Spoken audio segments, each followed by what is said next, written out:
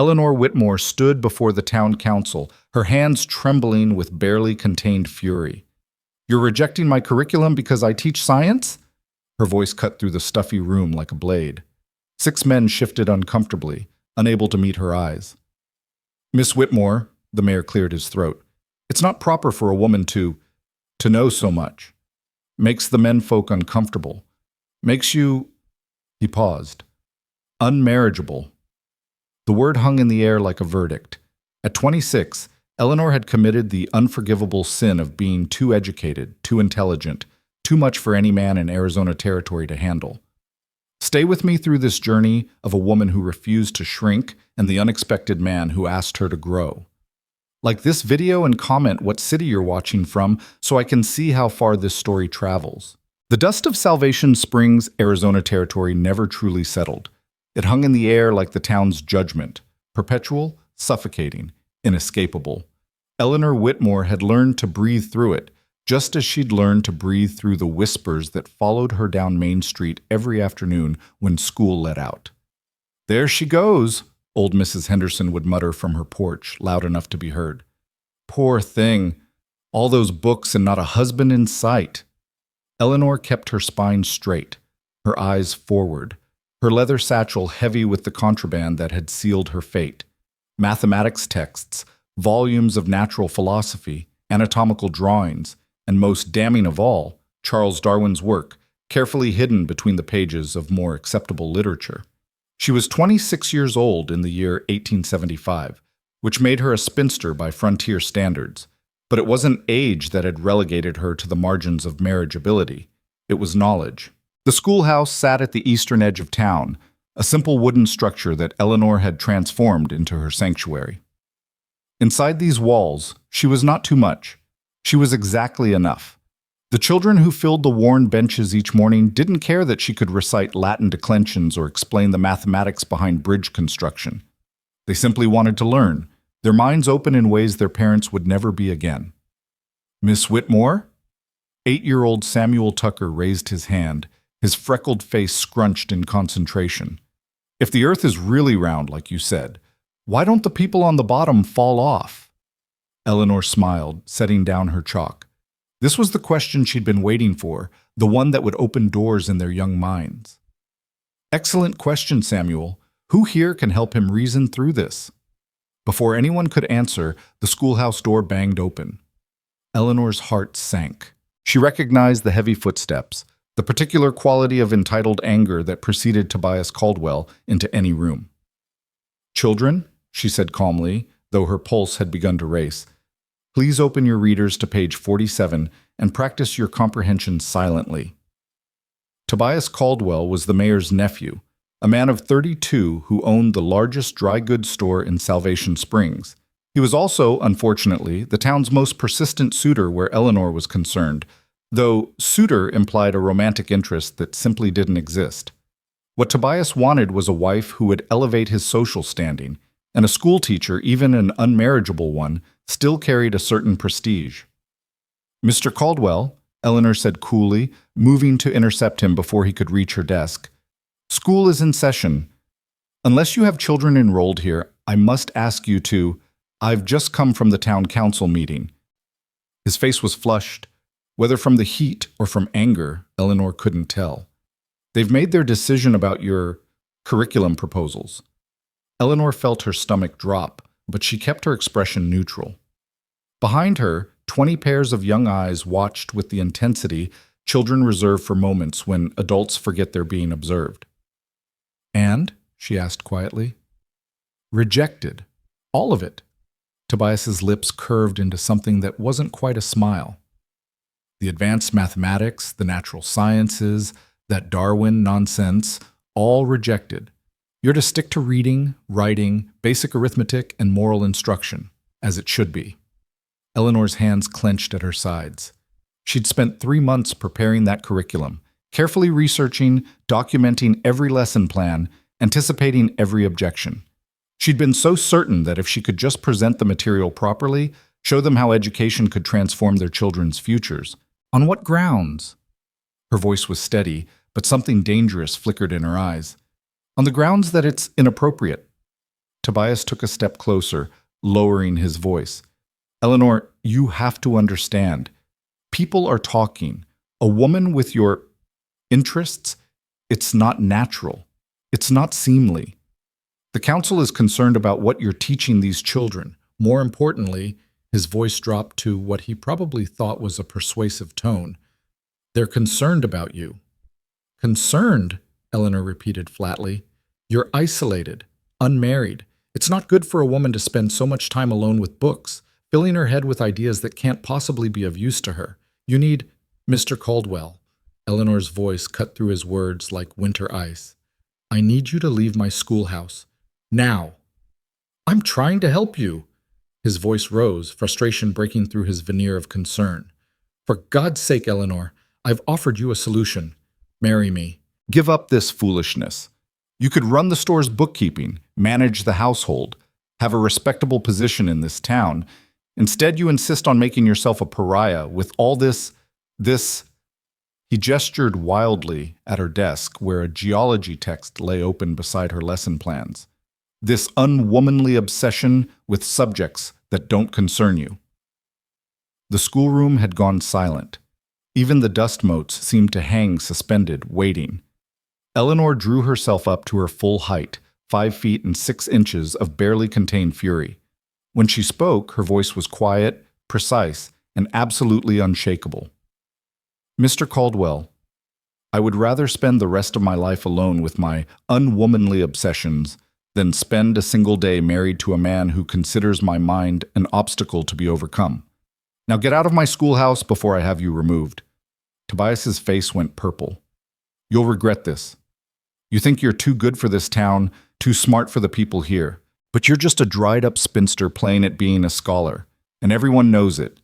You'll end up alone, Eleanor, alone and forgotten, because no real man wants a woman who thinks she's smarter than he is. He turned and strode out, slamming the door behind him with enough force to rattle the windows. Eleanor stood perfectly still, her heart hammering, her hands shaking with suppressed rage and something deeper, a fear she rarely acknowledged, even to herself. Because what if he was right? Not about her unworthiness, but about the inevitable loneliness that seemed to be her destiny. Miss Whitmore? It was little Sarah Chen, one of her brightest students, whose parents ran the town's laundry. Are you all right? Eleanor turned, and 20 concerned faces looked back at her. These children, she reminded herself, were why she endured the whispers, the rejection, the casual cruelty of men like Tobias Caldwell. These children, with their curious minds and unlimited potential, were worth every sacrifice. I'm fine, Sarah. Thank you for asking. She managed to smile. Now then, Samuel asked an excellent question about gravity before we were interrupted. Who would like to help him explore that? The rest of the school day passed in a blur of lessons and recitations, but Eleanor's mind kept returning to the council's rejection. It wasn't just about the curriculum. It was about control, about keeping her in her place, about ensuring that the next generation of Salvation Springs children remained as narrow-minded and limited as their parents. When the final bell rang and the children scattered into the dusty afternoon, Eleanor sat at her desk and allowed herself a moment of despair. She pulled out the letter she'd received 3 weeks ago, the one she'd read so many times she'd nearly memorized it. Dear Miss Whitmore, the Boston Ladies Educational Society has reviewed your submission with great interest. Your paper on innovative teaching methodologies in frontier education demonstrates both scholarly rigor and practical application. We would be honored to publish your work in our quarterly journal and invite you to present at our annual symposium this October. Furthermore, we understand you may be seeking new opportunities. Several of our member institutions are actively recruiting qualified instructors for their academies. Should you be interested in relocating to Boston, we would be pleased to facilitate introductions.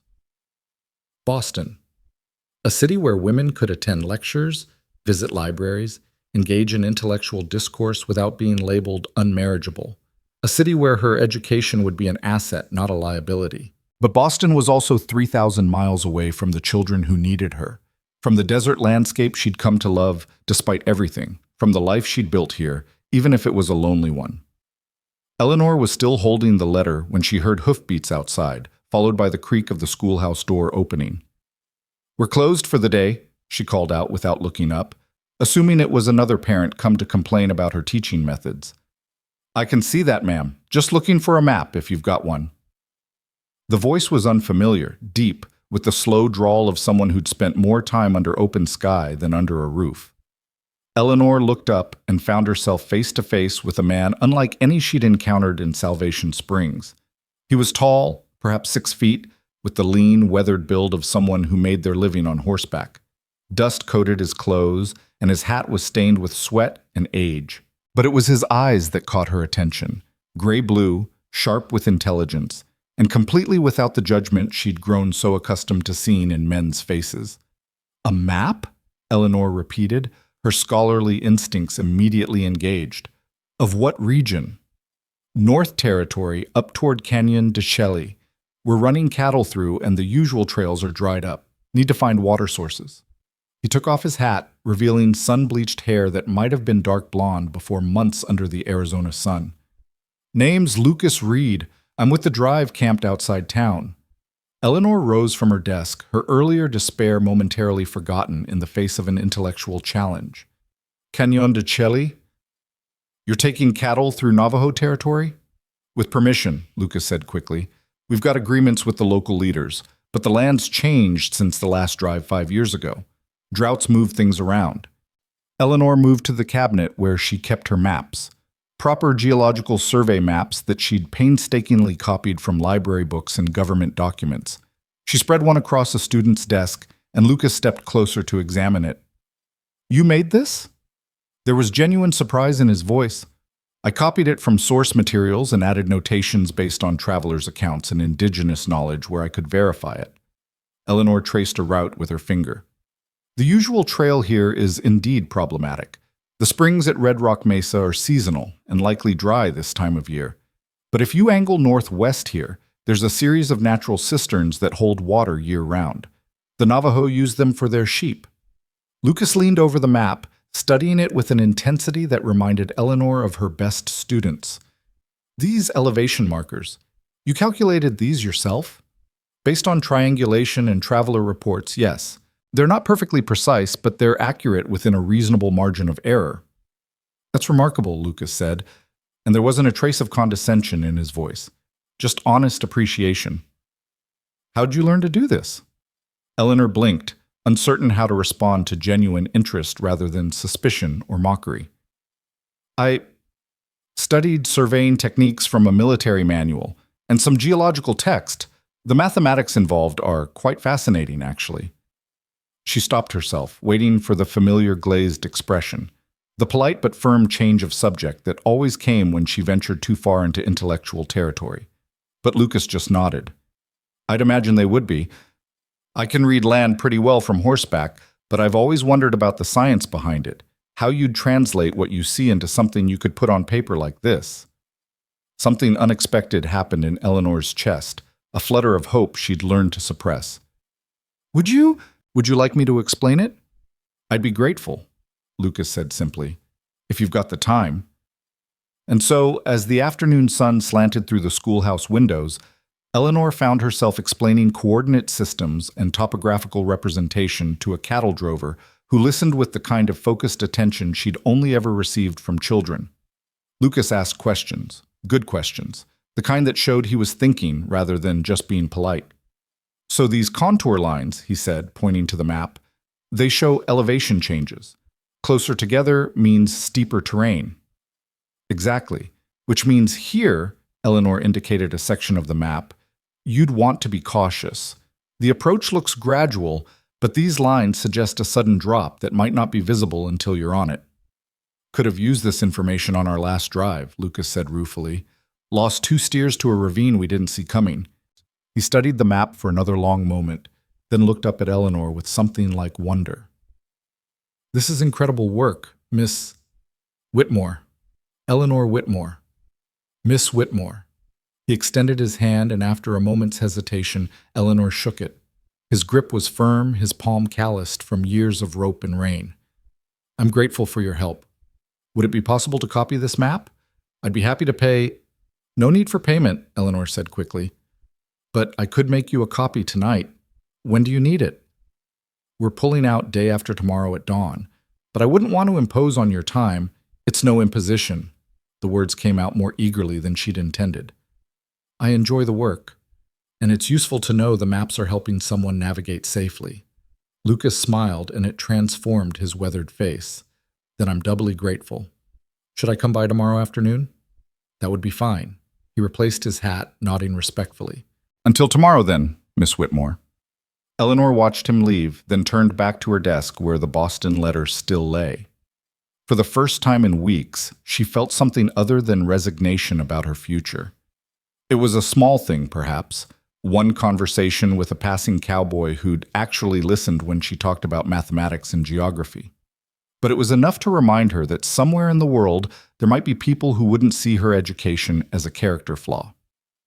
That evening, Eleanor worked late by lamplight, carefully copying the map and adding additional notations that might be useful to Lucas and his crew. She marked water sources, noted areas where the terrain might be treacherous for cattle, indicated spots where the Navajo had established seasonal camps in case the drovers needed assistance.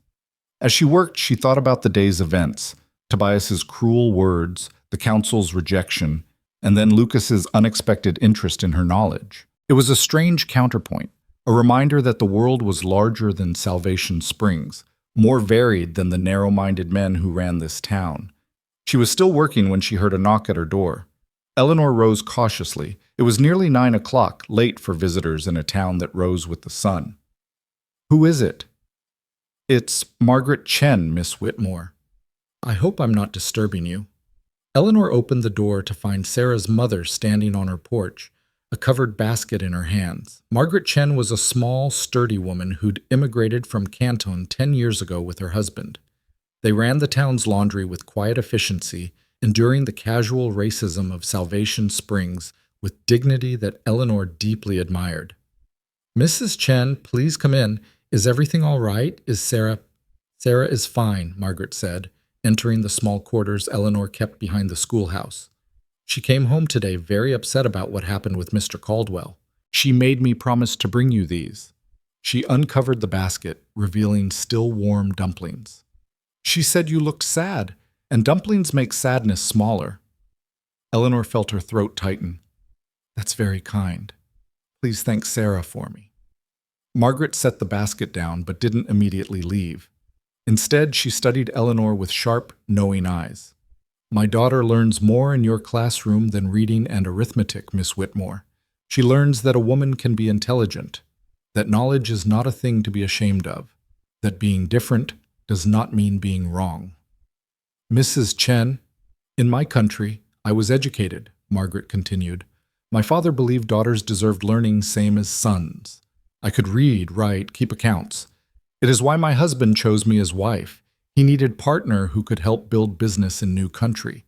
But here," she gestured vaguely at the world beyond the schoolhouse walls, "here, people see only Chinese laundry women. They do not see the person who reads their newspapers after they discard them, who understands their politics and their economics better than they think." Eleanor nodded slowly. "It's lonely, isn't it, being invisible to people who think they see you clearly?" "Very lonely," Margaret agreed, "but also freeing. When people think you are less than you are, you can be more without them noticing." She moved toward the door, then paused. "The council rejected your curriculum today, yes?" "Yes. But they cannot reject what you teach if they do not know you are teaching it." Margaret's eyes glinted with quiet rebellion. "My Sarah knows about gravity now, Miss Whitmore, and about mathematics beyond arithmetic. She knows because you teach with words they do not recognize as learning. You hide education inside stories, inside questions, inside wonder." After Margaret left, Eleanor sat with the basket of dumplings and thought about invisibility and rebellion, about teaching revolution in whispers. She thought about Lucas Reed's genuine interest in her maps, about Sarah's concern for her sadness, about Margaret's quiet acknowledgement of shared struggle. Perhaps she wasn't as alone as Tobias Caldwell wanted her to believe. The next afternoon, Lucas returned for his map. Eleanor had prepared 2 copies, one showing the route to Canyon de Chelly, another showing the broader territory in case the drive needed to adjust their path. "This is far more than I expected," Lucas said, examining the detailed notations. Miss Whitmore, this must have taken you hours. It was interesting work, Eleanor said truthfully. I don't often get to apply practical cartography. Most of my mapping is theoretical, for teaching purposes. Lucas looked up from the maps. You teach cartography? To children? Among other things. Geography, basic astronomy, mathematics, natural history when I can manage it. She couldn't quite keep the bitterness from her voice. Though the town council prefers I stick to reading and moral instruction. Their loss, Lucas said with such casual certainty that Eleanor felt something shift in her chest. Though I suppose it's the children's loss, really. World's changing fast. The young people who understand science and mathematics will be the ones who shape what comes next. You sound like you've thought about this, Eleanor observed. Lucas shrugged, rolling up the maps carefully. I've been running cattle for 12 years now. Started when I was 18 with nothing but a horse and a willingness to work. I can read land, read weather, read cattle better than most men with twice my experience, but I can't read books very well. Never had much schooling. He met her eyes directly. I've thought a lot about what I might have done differently if I'd had a teacher who made learning seem like something worth doing instead of something to be endured. Is that why you came back? Eleanor asked. You could have taken the map yesterday. A slow smile crossed Lucas's face. Partly. And partly because I was curious. About what? About a woman who makes maps for strangers without asking for payment. Who teaches children about gravity when their parents want them kept ignorant. Who stands up to men like that Caldwell fellow. I heard about that around town, and doesn't back down even when it costs her. Eleanor felt heat rise in her cheeks. I'm not brave. I'm just stubborn. Same thing sometimes, Lucas said. He hesitated, then continued, Miss Whitmore, we're camped outside town for one more night before we head north. The crew's having a fire tonight, nothing fancy, just coffee and conversation. Would you consider joining us? Some of the men have questions about the route, and I think they'd benefit from hearing your explanations firsthand.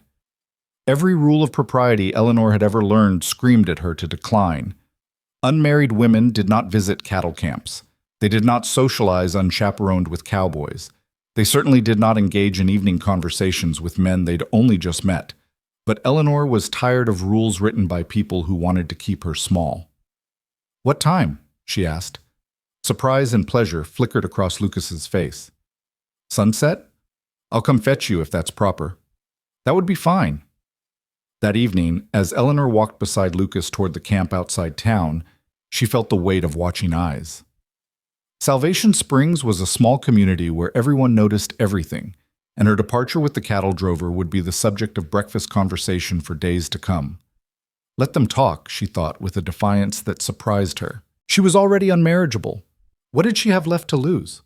The cattle camp was exactly what she'd expected. A dozen men gathered around a fire, bedrolls spread in a rough circle, horses picketed nearby. What she hadn't expected was the respectful way they greeted her, removing their hats, offering her the best seat near the fire, treating her like an honored guest rather than an oddity. Men, this is Miss Eleanor Whitmore, the school teacher I told you about. She's the one who made our new maps. A weathered man with gray at his temples nodded appreciatively. That's fine work, miss. Haven't seen detail like that outside of military surveys. Thank you, Mr. Jennings, trail boss for this outfit. He gestured to the others, introducing them one by one. Eleanor tried to memorize names and faces, noting the mix of ages and backgrounds, including 2 Mexican vaqueros and 1 black cowboy who introduced himself as Samuel Washington. Lucas says you can explain the science of finding water, Samuel said. That true? And just like that, Eleanor found herself teaching again. But this time her students were grown men who'd spent their lives reading the land through experience, and the exchange of knowledge flowed both ways. She explained groundwater tables and geological formations that indicated springs, and they shared practical wisdom about tracking game to water sources, reading vegetation patterns, interpreting weather signs. See, that's what I've been trying to tell these boys, Jennings said, after Eleanor explained why certain types of cottonwood trees indicated year-round water. It's not magic or luck. There's reasons behind everything in nature, if you know how to look. My grandfather taught me to read land, one of the vaqueros said, but he learned from his grandfather. None of us knew the why of it, just the what. This, he gestured to Eleanor, this makes the old knowledge make sense. As the evening wore on and the fire burned down to coals, the conversation drifted from geography to stories of the trail, to questions about life in Salvation Springs, to Eleanor's careful explanations of why she loved teaching despite the town's resistance. Seems foolish to me, Samuel said, shaking his head. World needs smart people. Needs people who ask questions and figure things out. Why would anyone want less of that? Because knowledge is power, Eleanor said quietly. And some people are more interested in maintaining their power than in progress. Lucas, who'd been mostly silent, letting her interact with his crew, spoke up. What will you do when the council restricts your teaching further? Because men like that don't stop at one victory. It was the question Eleanor had been avoiding. I don't know, she admitted. I received an offer from Boston, a teaching position at a girls' academy. Better pay, intellectual community, freedom to teach what I want. But, Lucas prompted gently, but the children here need education more than the privileged girls of Boston. And despite everything, I love this landscape, this territory, the possibility of what it could become. She stared into the fire. Leaving feels like surrender. Staying feels like slow suffocation. I don't know which choice is braver. Maybe there's a third choice, Jennings suggested. One you haven't seen yet. Eleanor smiled sadly. Perhaps, but I haven't found it. The evening ended with Lucas walking her back to the schoolhouse, both of them quiet under a sky brilliant with stars. Your men are remarkable, Eleanor said as they reached her door. They're good people, hard workers. Most of them have seen enough of the world to know that education and intelligence come in many forms, from many unexpected places. Lucas paused. Thank you for tonight, Miss Whitmore. It meant a lot to them, to all of us. It meant a lot to me as well, Eleanor said truthfully. It's rare that I get to share knowledge with people who genuinely want to learn. Lucas looked like he wanted to say something more, but instead he just touched the brim of his hat. We head out at dawn, but I hope, that is, if we come through again next season, I hope I might call on you. Continue these conversations. I'd like that, Eleanor said, and meant it more than she'd meant anything in a long time. She watched him walk back toward the camp, then entered her small quarters and lit a lamp. The Boston letter still lay on her desk, but now it was joined by her carefully drawn maps, by the memory of intelligent questions and respectful attention, by the possibility that somewhere beyond Salvation Springs there were people who would value her for exactly who she was. Eleanor didn't know what the future held, but for the first time in months, she felt something stirring inside her that wasn't despair or resignation. It was smaller than hope, too fragile to name yet, but it was enough to keep her moving forward. Dawn came too quickly. Eleanor woke to the sound of cattle lowing in the distance, the jingle of harnesses, the low calls of men preparing for the trail. She rose and dressed quietly, then stood at her window watching the dust rise as the herd began to move north. She told herself it was foolish to feel this sense of loss over a man she'd known for barely 2 days. Lucas Reed was a cattle drover, a man whose life was measured in miles and seasons, not in the fixed permanence of towns and teaching positions. Their paths had crossed briefly, meaningfully, and now they would diverge as such paths always did. Yet, as she prepared for the school day, Eleanor found herself moving through her morning routine with an odd awareness of absence, as though something that had briefly illuminated her small world had been extinguished, leaving the shadows deeper than before. The children arrived with their usual morning energy, and Eleanor pushed aside her melancholy to focus on the day's lessons. But she'd barely begun the morning recitations when the schoolhouse door opened and Tobias Caldwell entered, followed by his uncle, Mayor Henderson, and 2 other council members. Eleanor's students fell silent, sensing trouble with the instinct children have for adult discord. Mr. Mayor, Eleanor said evenly, though her heart had begun to race. To what do I owe this visit? Mayor Henderson had the grace to look uncomfortable. Miss Whitmore, we need to have a word with you, in private. Eleanor glanced at her students, then back at the mayor. I'm in the middle of lessons. Whatever you need to discuss can wait until... It cannot wait. Tobias's voice was sharp with triumph. Your behavior last night was completely inappropriate, and the council has decided immediate action is necessary. Ice flooded Eleanor's veins. "Children," she said quietly, maintaining her composure, "please take out your slates and practice your multiplication tables. I'll return shortly." She stepped outside with the four men, closing the door behind her. The morning sun was already hot, promising another scorching day. "Now then," she said, crossing her arms, "what is this about?"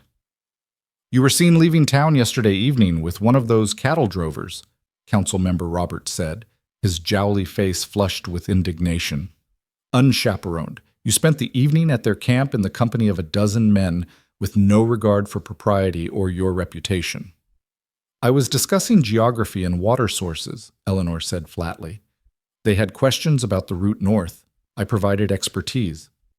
"In the evening," Tobias interjected, "alone with men you'd only just met. Eleanor, even you must see how this looks. The school teacher, who's supposed to be a moral example to the children, behaving like a—" "Careful," Eleanor said, her voice dropping to something dangerous. "Very careful how you finish that sentence." Mayor Henderson held up his hands. "Now let's all remain calm. Miss Whitmore, I'm sure you meant no harm, but you must understand that appearances matter in a town like this. Parents trust us, trust you with their children's education and moral development. When you engage in behavior that appears questionable, it reflects poorly on the school, on the council, on the entire community." "I visited a cattle camp to discuss cartography with professional drovers," Eleanor said through gritted teeth.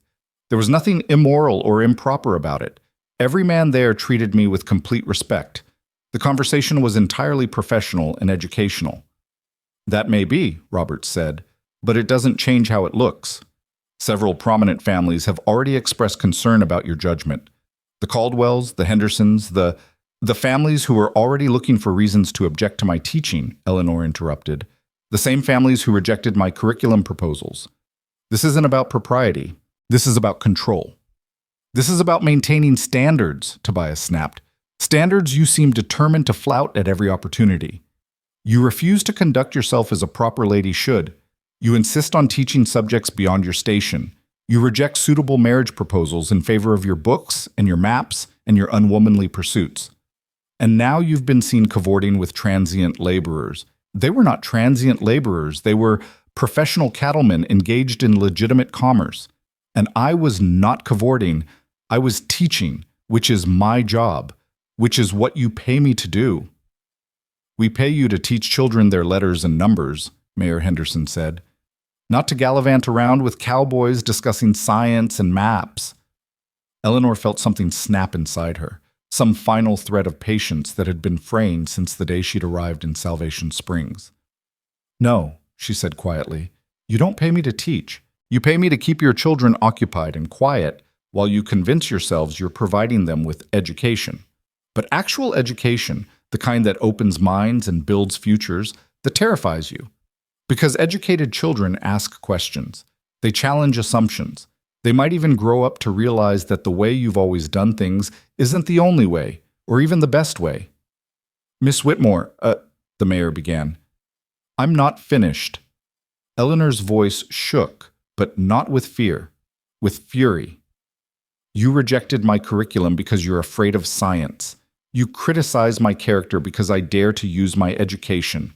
And now you're here, threatening my position because I spent an evening sharing knowledge with people who actually wanted to learn. Well, let me make this very simple for you. Either I teach properly, using the methods and materials I know to be effective, or you can find yourselves another school teacher." The four men stared at her in shock. Tobias recovered first. "You're giving the council an ultimatum?" He laughed, sharp and mean. "Eleanor, you're in no position to make demands. This is the only teaching job within 200 miles. You have no family, no prospects, no options except what we're willing to give you. So I suggest you reconsider your tone and remember your place." "My place," Eleanor repeated softly. Then, louder, with absolute clarity, "My place is wherever I choose it to be, and it's no longer here." She turned and walked back into the schoolhouse, her hands shaking but her spine straight. 20 pairs of eyes watched her cross to her desk. She could hear the men arguing outside, Tobias's raised voice insisting she couldn't be serious, the mayor trying to calm the situation. "Miss Whitmore." Little Samuel's voice was uncertain. Are you leaving? Eleanor looked at her students, at Sarah Chen's worried face, at Samuel Tucker's confusion, at the row of children who'd been learning to love learning because she'd made it magical and meaningful. Her heart cracked. I don't know yet, Samuel, she said honestly, but whatever happens, I want you all to remember something. Being smart is not a flaw. Asking questions is not inappropriate. And anyone who tells you to make yourself smaller to make them more comfortable is wrong. Do you understand? Sarah raised her hand. What if making ourselves bigger makes people angry? Then they were always going to be angry, Eleanor said. Because people who need you to be small are afraid of what you might become if you're allowed to grow. The door opened again. Only Mayor Henderson entered this time, looking older and more tired than he had minutes before. Miss Whitmore, he said heavily, the council has decided to suspend you pending a formal review of your conduct and teaching methods. You're to vacate the schoolhouse by the end of the week. Eleanor had known it was coming, but the reality still hit like a physical blow. I see.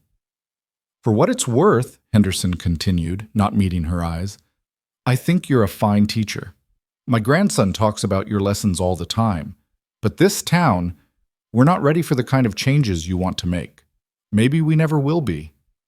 Then this town will stay small and frightened, Eleanor said. And in 20 years, you'll wonder why all your brightest children left for places where their intelligence was valued instead of punished.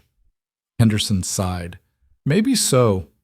You have until Friday to collect your things.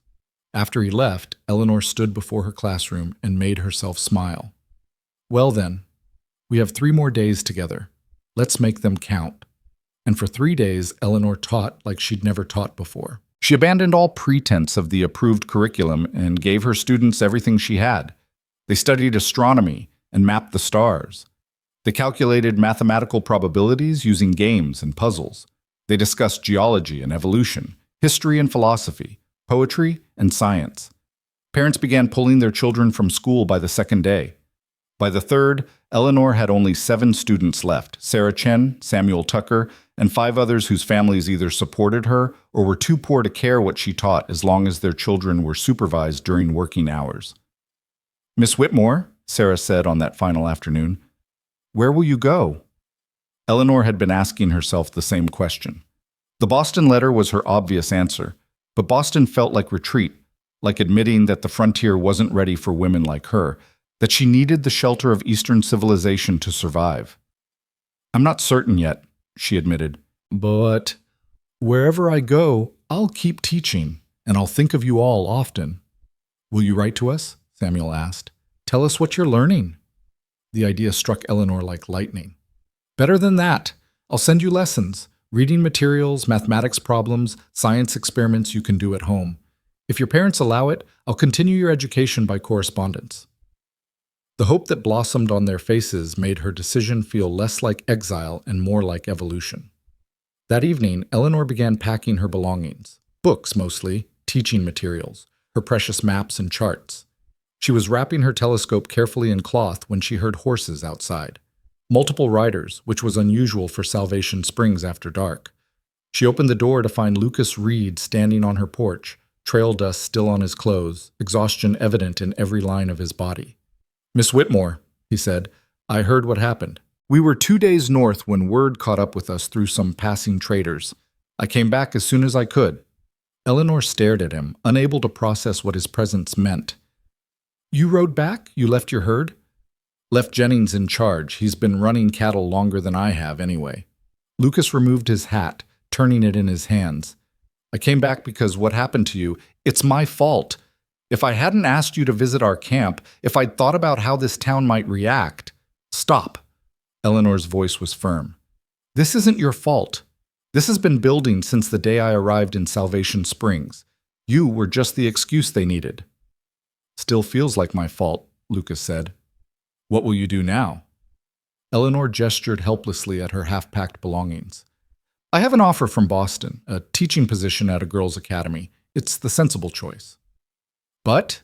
Lucas asked, hearing the hesitation in her voice. But I don't want sensible, Eleanor said, the words surprising her even as she spoke them. I want meaningful. I want to teach children who need education, not privileged girls who'll abandon it the moment they marry. I want to be somewhere that's growing and changing, where knowledge can actually make a difference. Lucas was quiet for a long moment. When he spoke, his words came slowly, carefully, as though he was testing each one before releasing it into the world. The cattle drive I'm on. It's not just a job for me. I'm a partner in the operation. Been saving for 5 years to buy land up north near Canyon de Chelly. Good water, good grass, room to build something permanent. He met her eyes. I'm planning to start a ranch, not just for cattle, but for people. There's families up there, scattered homesteads, Navajo settlements, good people who need a lot of things, including a school. Eleanor's heart began to beat faster. Lucas, hear me out, he said quickly. I know we've only known each other a few days. I know this is sudden and probably crazy. But I've been thinking about this the whole ride north and the whole ride back. What if you came north with us? Not as my wife, he added hastily, color rising in his weathered cheeks. Unless you wanted that eventually, but as a teacher. A partner in building something new. I could provide land for a school, help with construction, make sure you had what you needed. You could teach anyone who wanted to learn, children, adults, doesn't matter. No counsel to answer to, no narrow-minded fools telling you what you can and cannot teach. Eleanor couldn't breathe. The offer was extraordinary, impossible, everything she'd ever wanted and nothing she'd ever imagined. You're offering me land and freedom in exchange for what? She asked. There has to be something you want from this arrangement. Lucas smiled, small and genuine. I want to learn. I want to know all the things you tried to teach me with those maps. I want to understand the science behind the world I live in. And I want to build something, a community, a place where intelligence is valued, where people help each other grow instead of holding each other back. He paused. And I'd be lying if I said I wasn't hoping that someday, if you came to care for me the way I'm beginning to care for you, we might build something more personal too.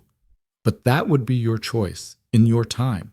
No pressure, no expectations. Eleanor turned away, pressing her hands to her face. It was too much, too fast. She barely knew this man. The idea of leaving everything, traveling into unsettled territory, starting a school with no resources and no guarantees, it was madness. It was also the most exciting possibility she'd ever been offered. I need time to think, she said finally. Of course. Lucas backed toward the door. I'm staying at the boarding house tonight. We head north again tomorrow afternoon. If you decide to come, I'll be honored to have you. If you decide Boston is the wiser choice, I'll understand that too. After he left, Eleanor sat among her packed belongings and tried to think rationally. Boston meant security, respectability, a guaranteed position. Lucas's offer meant uncertainty, hardship, the very real possibility of failure. But Boston also meant teaching girls who didn't need her, living in someone else's established world, following someone else's rules. Lucas's offer meant creating something new, teaching people who desperately needed education, building a life on her own terms. She pulled out paper and pen, making 2 lists. Reasons to go to Boston. Reasons to go north. The Boston list was longer, more logical, filled with practical considerations. The northern list had only 3 items: freedom, purpose, possibility. Eleanor stared at those 3 words for a long time. She was still staring at them when Sarah Chen appeared at her window, tapping softly on the glass. Eleanor let her in, surprised to see the girl out so late. My mother sent me, Sarah said, slightly breathless from running.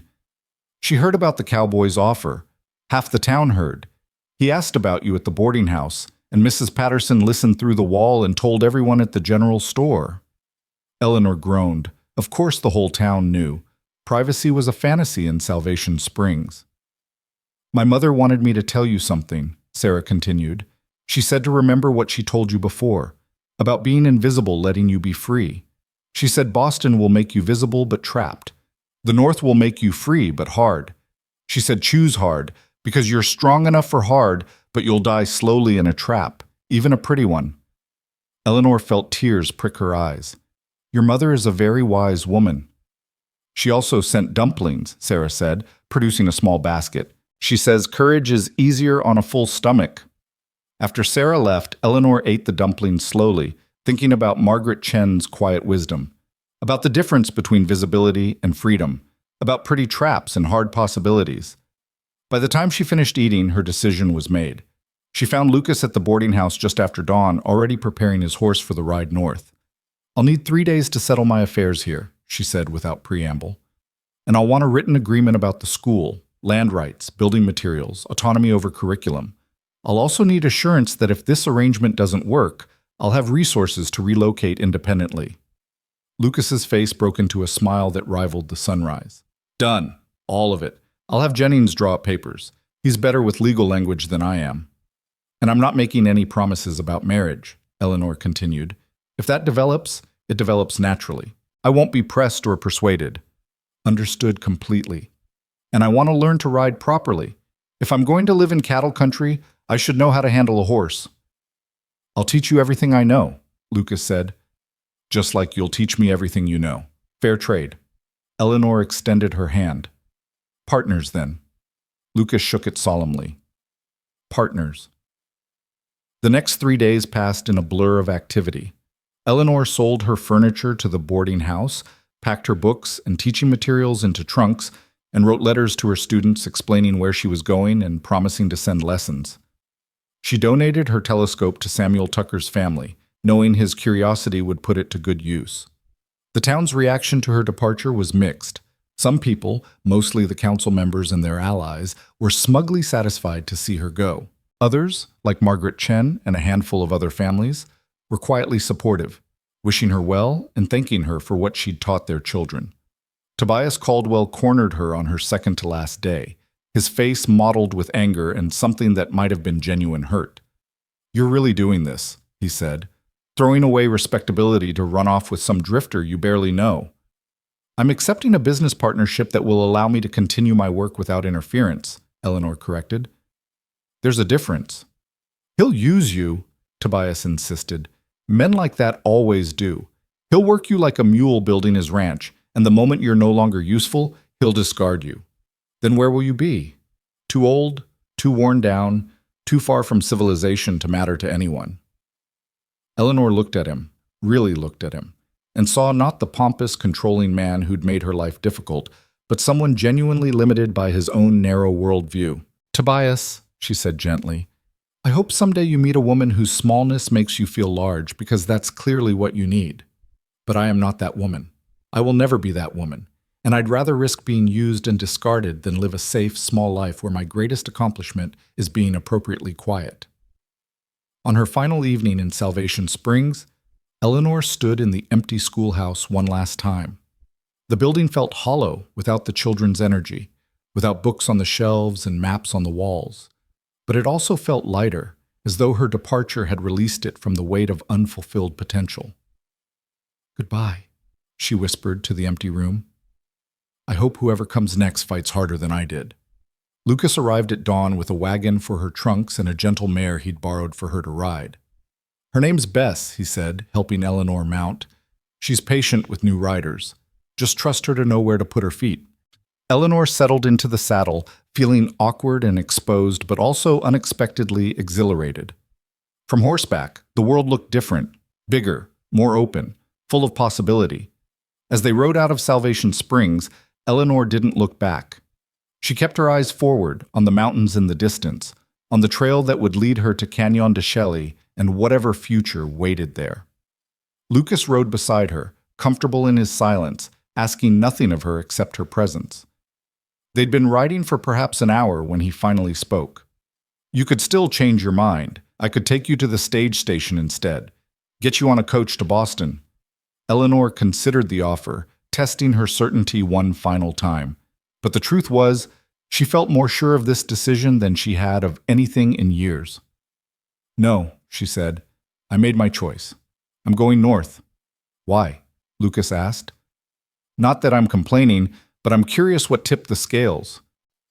Eleanor thought about Margaret Chen's wisdom, about Sarah's worried face, about 3 days of teaching without restrictions and remembering what education could be when it wasn't strangled by fear. "Because in Boston, I'd be safe but unnecessary," she said finally. I teach girls who have a dozen other options for education. But up north, if you're right about the scattered homesteads and families who need a school, there, I'd be necessary, needed, and I'd rather be needed doing hard work than decorative doing easy work. Lucas nodded slowly. That's a good reason. He paused. For what it's worth, I think you're remarkable. I've met a lot of people in my life, Miss Whitmore, but I've never met anyone quite like you. You see the world as it could be instead of just accepting it as it is. That's rare. That's valuable. Eleanor felt warmth spread through her chest. Call me Eleanor. If we're going to be partners, we should probably use first names. Eleanor, Lucas tested the name, smiling. I like how that sounds. They rode on through the morning, the landscape opening up around them as they left the settlement behind. The desert was harsh and beautiful, unforgiving and magnificent. Eleanor had always loved it from the safety of town, but experiencing it directly, feeling the heat, tasting the dust, seeing the vast emptiness broken by sudden, startling life, was entirely different. Tell me about where we're going, she said. Not just the geography, the people, the community you want to build. And Lucas, who'd spent so many years keeping his dreams to himself, began to talk. He spoke about the land near Canyon de Chelly, about the families already homesteading there, about the Navajo communities and the possibility of peaceful coexistence. He talked about his vision for a ranch that was more than just a cattle operation, a place where people could gather, trade, learn, grow together. I've seen too many settlements fail because everyone only looks after themselves, he said. But I've also seen small communities thrive when people help each other, when they pool knowledge and resources. That's what I want to build. Not just a ranch. A real community. Eleanor listened, her mind already racing with possibilities. A school that taught both Anglo and Navajo children. Adult education for homesteaders who'd never had the opportunity to learn. Perhaps even a library, small at first but growing over time. You're thinking, Lucas observed. I can see it on your face. What are you planning? Everything, Eleanor admitted. I'm planning everything. Lucas laughed, warm and genuine. Good. I was hoping you would. They rode until the sun was high and merciless, then stopped in the shade of some rocks to rest the horses and eat a simple lunch of bread and dried meat. Eleanor's muscles ached from the unfamiliar position of riding, but it was a good ache, the kind that came from doing something new and challenging. How long until we reach the herd? She asked. 2 more days if we keep a steady pace. Jennings will have them moving slow, grazing as they go. We should catch up around sunset the day after tomorrow. Lucas looked at her with concern. How are you holding up? We can stop more often if you need to. I'm fine, Eleanor said, and was surprised to find it was true. She was sore and tired and slightly sunburned, but she was also more alive than she'd felt in months, years, maybe. That night, they camped under stars so bright and numerous they seemed to crowd each other in their eagerness to be seen.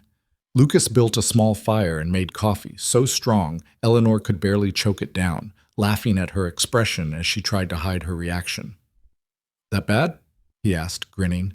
That's not coffee, that's liquid leather, Eleanor said, but she took another sip anyway, feeling the warmth spread through her. You'll get used to it, Lucas promised. Out here, weak coffee is considered an insult to the beans. They sat in comfortable silence for a while, watching the fire burn down. Lucas, Eleanor said eventually, what made you offer this to me? Really? I know what you said about wanting to learn and building a community, but there had to be other options, easier options. Lucas was quiet for so long Eleanor thought he might not answer. When he did speak, his words came slowly, thoughtfully. My mother could read, he said. Not well, but enough to get through a newspaper, write a letter. She taught herself mostly because her family thought education for girls was wasteful.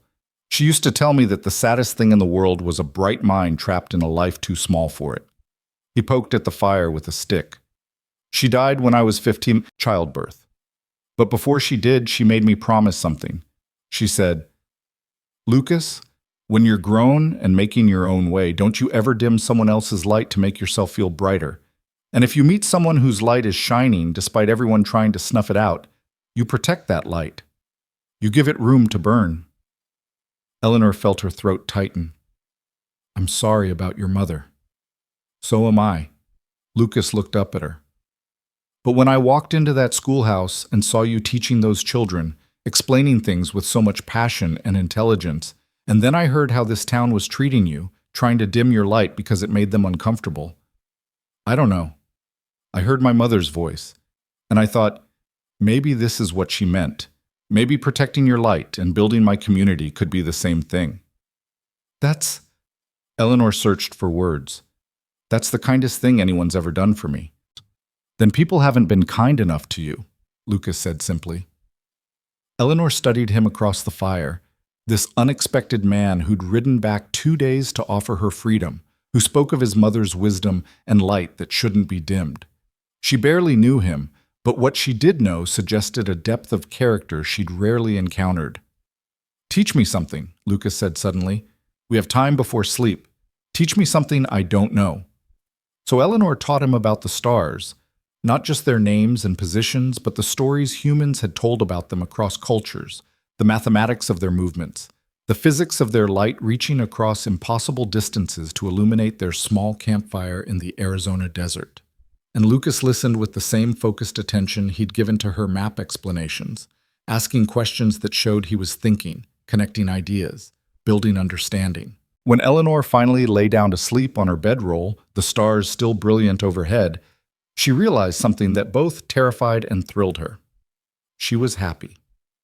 Genuinely, completely happy in a way she hadn't been since childhood. Not because her circumstances were perfect, they were actually quite uncertain, but because for the first time in her adult life, she was moving towards something instead of fighting against everything.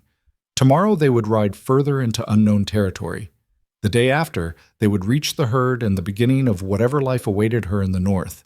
It was uncertain, it was risky, it was possibly foolish, but it was hers. Chosen freely, embraced fully, and that made all the difference. They reached the herd late on the second day, just as Lucas had predicted. Eleanor saw the dust cloud first, then heard the lowing of cattle, and finally spotted the campfires where the crew had settled for the night. As they rode closer, men looked up from their evening tasks, and Eleanor saw surprise register on their faces. Jennings was the first to approach, his weathered face breaking into a grin. "Well, I'll be damned. You actually came back with her." "Language, Jennings," Lucas said mildly, dismounting. "We've got a lady present." "A lady who's heard worse, I assure you," Eleanor said, accepting Lucas's help to dismount. Her legs nearly buckled when her feet hit the ground, muscles screaming from 2 days of unfamiliar riding. Lucas steadied her with a hand on her elbow. "First long ride's always the hardest. You did well." Samuel Washington approached, removing his hat. "Miss Whitmore, good to see you again. Sorry about what happened in that town." "Thank you, Samuel. Though I'm beginning to think it was a blessing in disguise." "That's a generous way to look at getting railroaded out of your job," one of the vaqueros said, but his tone was sympathetic rather than mocking. Over dinner, which consisted of beans, cornbread, and coffee that made Lucas's brew seem refined by comparison, Eleanor explained her arrangement with Lucas to the crew. She watched their faces carefully, looking for skepticism or disapproval, but found only interest and cautious optimism.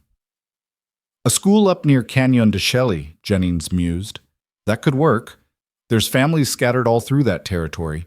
Most of them haven't seen a proper teacher in years, if ever." "What about the Navajo?" Eleanor asked.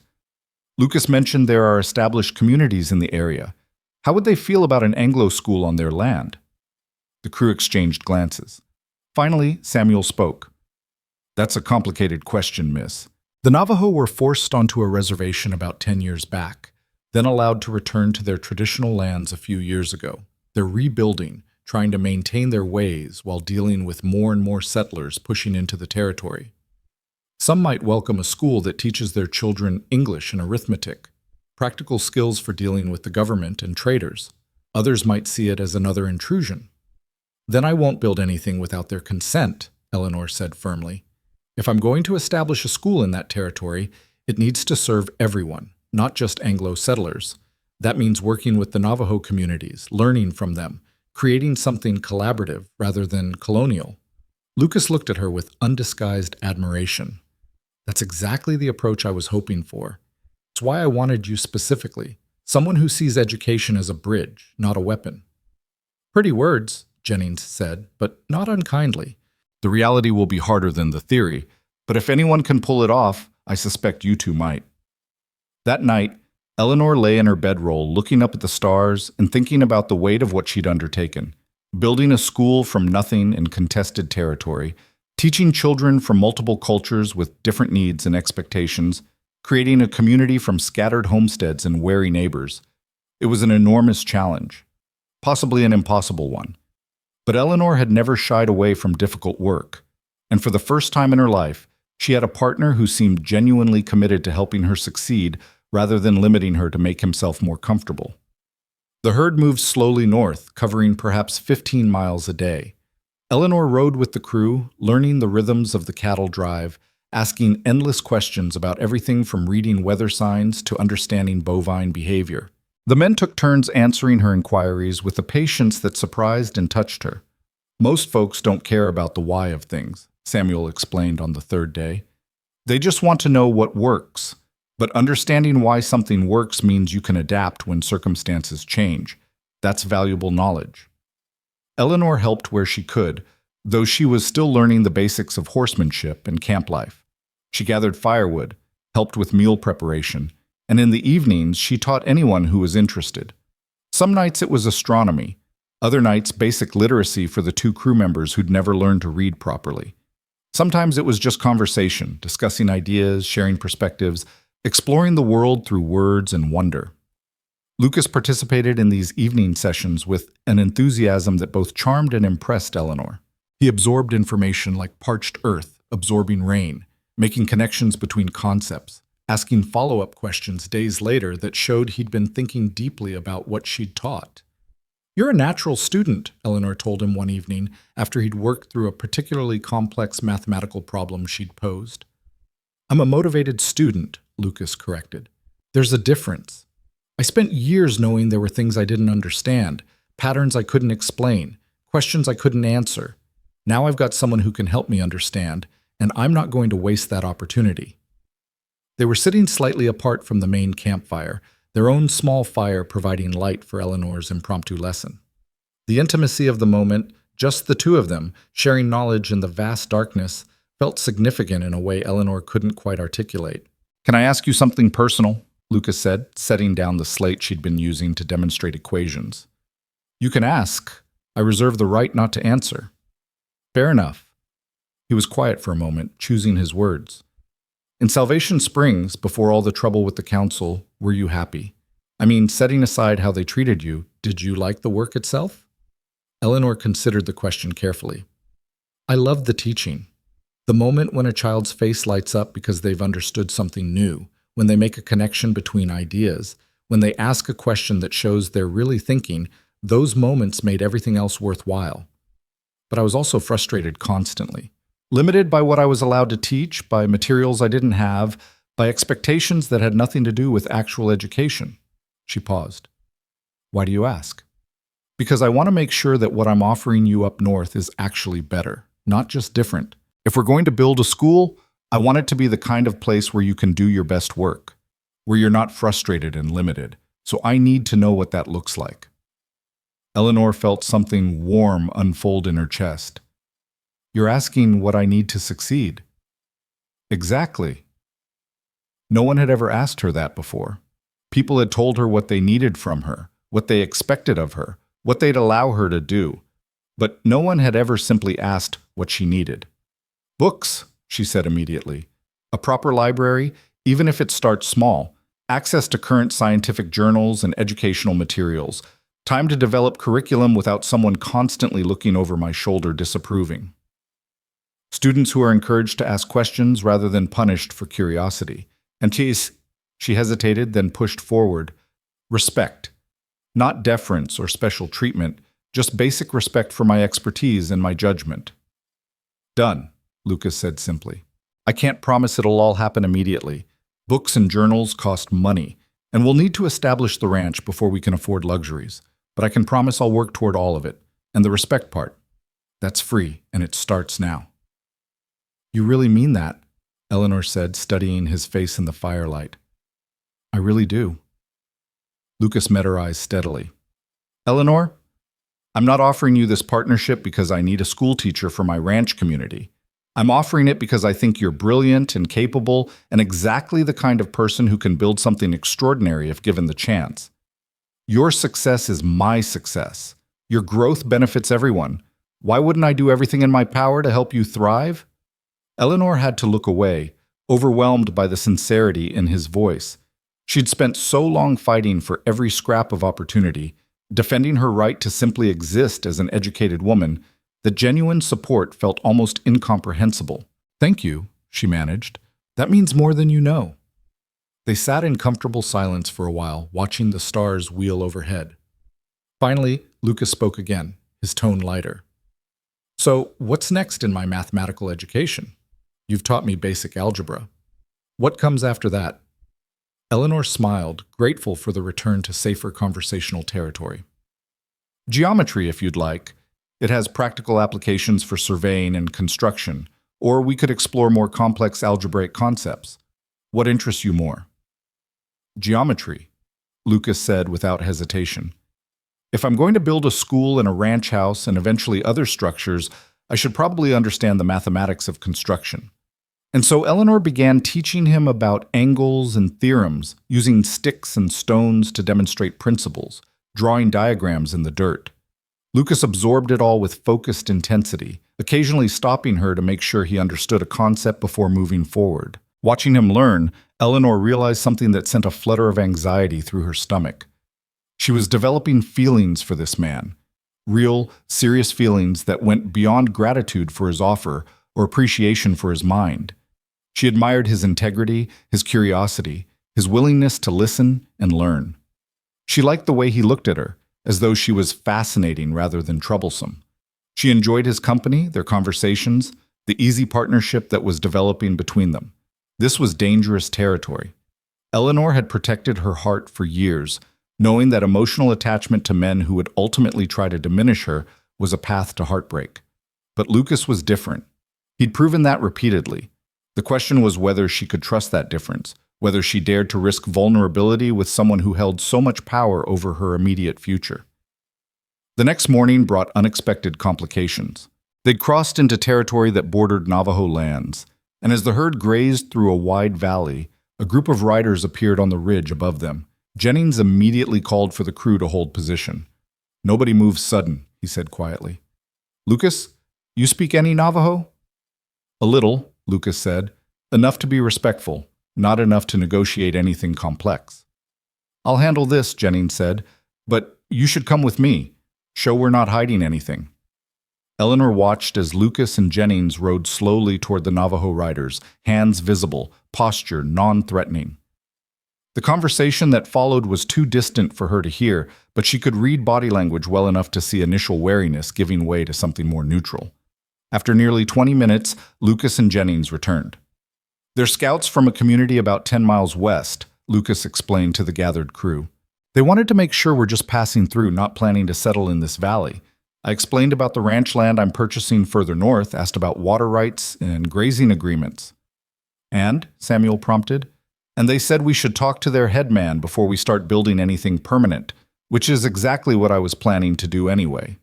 Lucas looked at Eleanor. "I also mentioned the school idea. One of the scouts has children. He seemed interested but cautious." "As he should be," Eleanor said. "I imagine Anglo schools haven't always served Navajo interests very well." "That's putting it mildly," Jennings said. "Government's been trying to force assimilation for years, taking children away to boarding schools where they're punished for speaking their own language, practicing their own customs. Can't blame folks for being suspicious of any school run by outsiders." Eleanor felt her determination solidify. "Then we'll build something different. A school that respects Navajo culture while teaching practical skills. A place where children can be bilingual, bicultural, equipped to navigate both worlds without having to abandon either." The men looked at her with varying degrees of skepticism and hope. "That's a fine ideal," Jennings said. "Pulling it off will be the trick." They continued north for another week, the landscape gradually shifting from desert scrub to higher elevation grasslands. Eleanor could see why Lucas had chosen this territory for his ranch. There was water from seasonal streams and natural springs, good grazing, and enough elevation to provide relief from the worst summer heat. One evening, as they sat together after another geometry lesson, Eleanor brought up something that had been troubling her. "Lucas, you keep talking about this school and this community as though they're certainties, but we haven't actually secured permission from the Navajo leaders. We haven't finalized land purchases. We haven't even confirmed that families in the area want a school. What if none of this works out?" Lucas was quiet for a moment. "Then we'll adapt, find a different approach. Maybe the school needs to be mobile at first, traveling between homesteads. Maybe it needs to be part of something else, a trading post or a community center. Maybe we need to spend a year just building relationships before we build any structures." He looked at her seriously. "Eleanor, I'm not offering you a guarantee that everything will go according to plan. I'm offering you a partnership in figuring things out when they don't. Does that make sense?" "It makes sense," Eleanor said slowly. "But it's also terrifying. I'm used to having some structure, some certainty about my role and responsibilities. And how is that working for you in Salvation Springs?" The question was gentle but pointed. Eleanor laughed ruefully. "Fair point." "Look," Lucas said, "I understand being scared of uncertainty, but I think you're stronger and more adaptable than you give yourself credit for. You left everything familiar to ride into unknown territory with a man you barely know, based on nothing but possibility and hope. That takes tremendous courage." "Or tremendous foolishness," Eleanor said. "Sometimes they're the same thing," Lucas replied. "And sometimes you don't know which one it was until years later, when you can look back and see how it all turned out." The next afternoon, they finally reached the land Lucas had purchased. It was a beautiful sight, a broad meadow flanked by low hills, with a creek running through the eastern section and a stand of cottonwoods providing shade. Eleanor could already envision a schoolhouse under those trees, a ranch house on the slight rise overlooking the meadow, perhaps eventually other structures as the community grew. "What do you think?" Lucas asked, watching her face anxiously. "It's perfect," Eleanor said honestly. "Or it will be, once we build everything we're imagining." That night, Lucas called a meeting with the entire crew. "Jennings and I have been discussing timing," he said. "The original plan was to deliver the herd to the buyers up in Colorado, then return here to start building. But that's another month of travel, minimum. Miss Whitmore needs shelter before winter, and we need to establish contact with the Navajo communities and local homesteaders as soon as possible." "So what are you proposing?" Samuel asked. "I'm proposing I stay here with Miss Whitmore and 2 volunteers to start construction. Jennings takes the rest of the crew and the herd to Colorado, completes the delivery, and returns with supplies and whatever additional help he can hire. It means splitting our resources and manpower, but I think it's the best approach given our timeline." The crew exchanged glances. Finally, Jennings spoke. "It's risky. 3 people trying to build in unfamiliar territory, surrounded by folks who might not appreciate newcomers. But I see the logic." He looked around at the other men. "Who's willing to stay?" Samuel volunteered immediately. "I've done construction work before, and I'd like to see the school idea become real." One of the vaqueros, a quiet man named Miguel, raised his hand. "I can stay. My family homesteaded in Sonora. I know about building from nothing."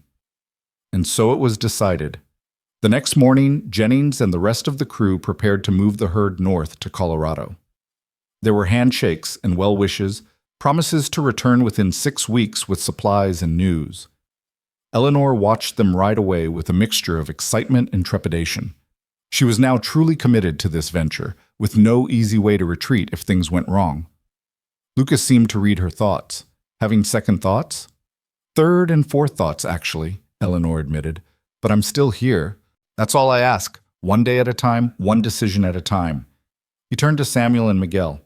"All right, gentlemen, let's build a school." The first week was brutally hard work. They started with a simple dugout structure carved into the hillside, temporary shelter that would protect them from weather while they worked on more permanent buildings. Eleanor had never done physical labor like this before, and her hands blistered, her back ached, and she fell into exhausted sleep each night wondering if she'd been insane to think she could handle frontier life. But she also felt a fierce pride in what they were creating. Every stone they moved, Every beam they raised brought her school closer to reality. Lucas taught her as they worked, explaining construction principles, showing her how to judge if wood was sound, demonstrating how to use tools properly. It reminded Eleanor of their early conversations about maps and geography, the same patient teaching, the same assumption that she could and would learn. On the 8th day, they had visitors. A family from a homestead 5 miles east had seen their campfire smoke and come to investigate. Frank and Martha Reynolds had 3 children and a small farm they were trying to coax from the stubborn soil. "A school?" Martha said, her tired face lighting up. "A real school? Our children haven't had proper lessons in over 2 years." "It won't be ready for a few weeks yet," Eleanor cautioned, "and I'll need to assess what grade levels and subjects." "I don't care if you teach them under a tree," Martha interrupted. "The fact that you're here, that you're willing to teach at all, that's more than we've had." Frank was more cautious. "What are you charging for tuition?" Eleanor and Lucas exchanged glances. They hadn't actually discussed this aspect. "Nothing for the first year," Lucas said firmly. "After that, we'll figure out something fair based on what families can afford. Could be money, could be goods, could be labor. But no child will be turned away because their family can't pay." Frank's suspicion softened. "That's generous. Why?" "Because educated children become educated adults who build better communities," Eleanor said. "That benefits everyone, including me. I'm not doing this as charity. I'm doing it as investment in our collective future." The Reynolds family left with promises to spread word about the school and to return once it was ready. Over the next 2 weeks, more families visited. Some were enthusiastic, others skeptical, all of them desperate for the stability and opportunity that education represented. Eleanor began to understand the enormous need she was trying to fill. These were people living on the margins, barely surviving, with no access to books or learning or any of the cultural resources she'd taken for granted, even in Salvation Springs. For their children, this school might be the only chance at a different future. The weight of that responsibility was crushing and exhilarating in equal measure. 3 weeks into construction, Lucas arranged a meeting with leaders from the nearest Navajo community. Eleanor prepared carefully, asking Samuel and Miguel for advice on appropriate behavior, respectful greetings, cultural considerations she needed to understand. When the Navajo delegates arrived, 3 men and 2 women, all dressed in traditional clothing, all watching the newcomers with careful neutrality, Eleanor felt her heart hammer with anxiety. This moment would determine whether her school could truly serve everyone, or would be just another Anglo institution ignoring indigenous needs. Lucas handled the initial greetings in halting Navajo, then switched to English with one of the delegates serving as translator. He explained their purpose, establishing a ranch and a school, seeking permission to build on land that bordered traditional Navajo territory, offering education to any families who wanted it. One of the Navajo women, who introduced herself as Ayasha, spoke at length in Navajo. The translator conveyed her words carefully. She says Anglo schools have not been good for Navajo children. They teach that our ways are wrong, that our language is shameful, that we must abandon our culture to be acceptable. Why would this school be different? Eleanor took a deep breath and stepped forward. "May I speak directly?" Ayasha nodded, her dark eyes assessing Eleanor with an intensity that felt like being measured for worthiness. "I can't promise I'll do everything right," Eleanor said honestly. "I'm an outsider to your culture. I'll make mistakes, but I can promise that I'll listen, I'll learn, and I'll never ask children to abandon their heritage to gain knowledge. I believe education should add to who you are, not replace it." She paused, gathering courage. "I'd also like to learn from you, about your language, your history, your knowledge of this land. If we're going to share this territory, we should learn from each other, not just in one direction." The translator conveyed her words. Ayasha responded, and this time there was something less guarded in her expression. "She says you speak well, but words are easy. Actions will show truth." The translator paused. She asks, "Will you teach Navajo children and Anglo children together, as equals?" "Yes," Eleanor said without hesitation. "Absolutely yes." "Will you punish Navajo children for speaking their language?" "Never. In fact, I'd like to learn Navajo myself if someone would be willing to teach me. There was more discussion among the Navajo delegates, rapid exchanges in their language that Eleanor couldn't follow. Finally, Ayasha spoke again, and the translator smiled slightly. She says you may build your school. Navajo children will come if their parents choose to send them. But you will be watched. If you break your promises, if you harm our children with your teaching, you will be asked to leave. Do you accept these terms? I do, Eleanor said, and thank you. I'll do everything in my power to earn your trust. After the delegates left, Eleanor sat down heavily, trembling with released tension. You did well, Lucas said quietly. That was exactly the right approach. Honest, respectful, willing to be held accountable.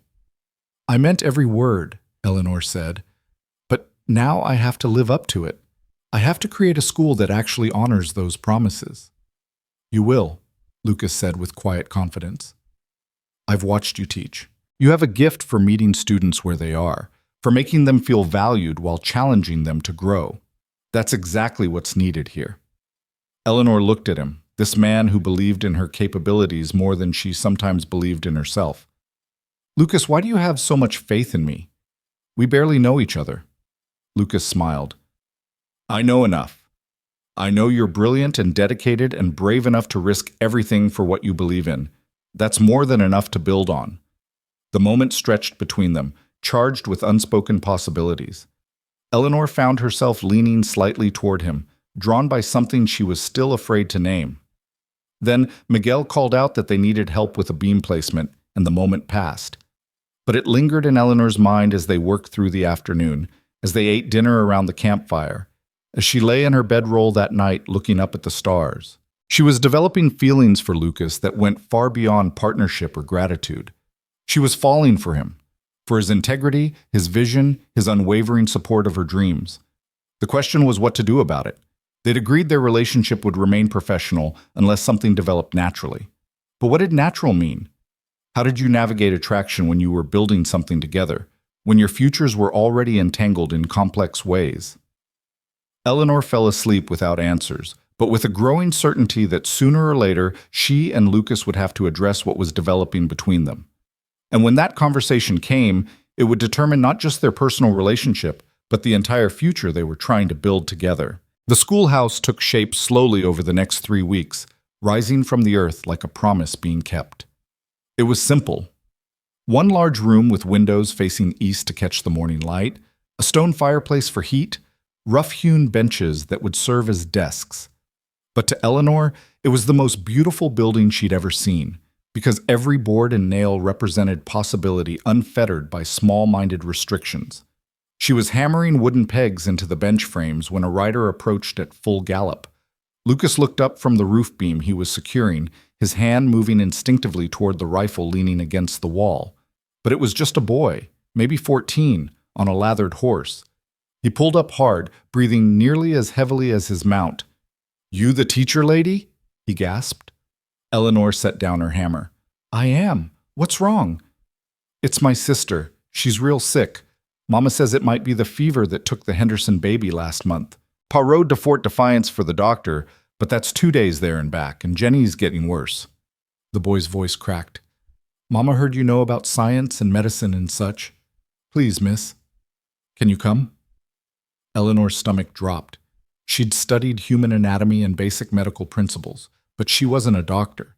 She had no formal training, no medicines, no guarantee she could help. "I'm not qualified," she began. "Please." The boy's eyes were desperate. "You're all we've got." Lucas had climbed down from the roof. "How far?" 6 miles west. The Morrison homestead. "Saddle Bess," Lucas told Eleanor. "I'll get the medical kit and some supplies." "Lucas, I don't know if I can—" He gripped her shoulders gently but firmly. "You know more than nothing, and right now that family needs someone who knows more than nothing. We'll figure it out together." 20 minutes later, Eleanor was riding west with Lucas and the Morrison boy, her mind racing through everything she'd ever read about fevers and childhood illnesses. The problem was that her knowledge was theoretical, gleaned from medical texts, never applied to an actual suffering child. The Morrison homestead was even more desperate than Eleanor had imagined. A rough cabin, struggling crops, evidence of poverty that made Salvation Springs look prosperous. Inside, a woman who couldn't have been more than 30 but looked 50 sat beside a pallet where a small girl lay frighteningly still. "Thank heaven you came," Mrs. Morrison said, her voice hoarse from crying. "She's been like this since dawn. Won't wake up, won't drink water. I don't know what to do." Eleanor knelt beside the child, forcing herself to project calm she didn't feel. The girl was perhaps 6 years old, her skin hot and dry, her breathing shallow and rapid. Eleanor placed her fingers against the girl's neck, feeling for a pulse. Too fast. Much too fast.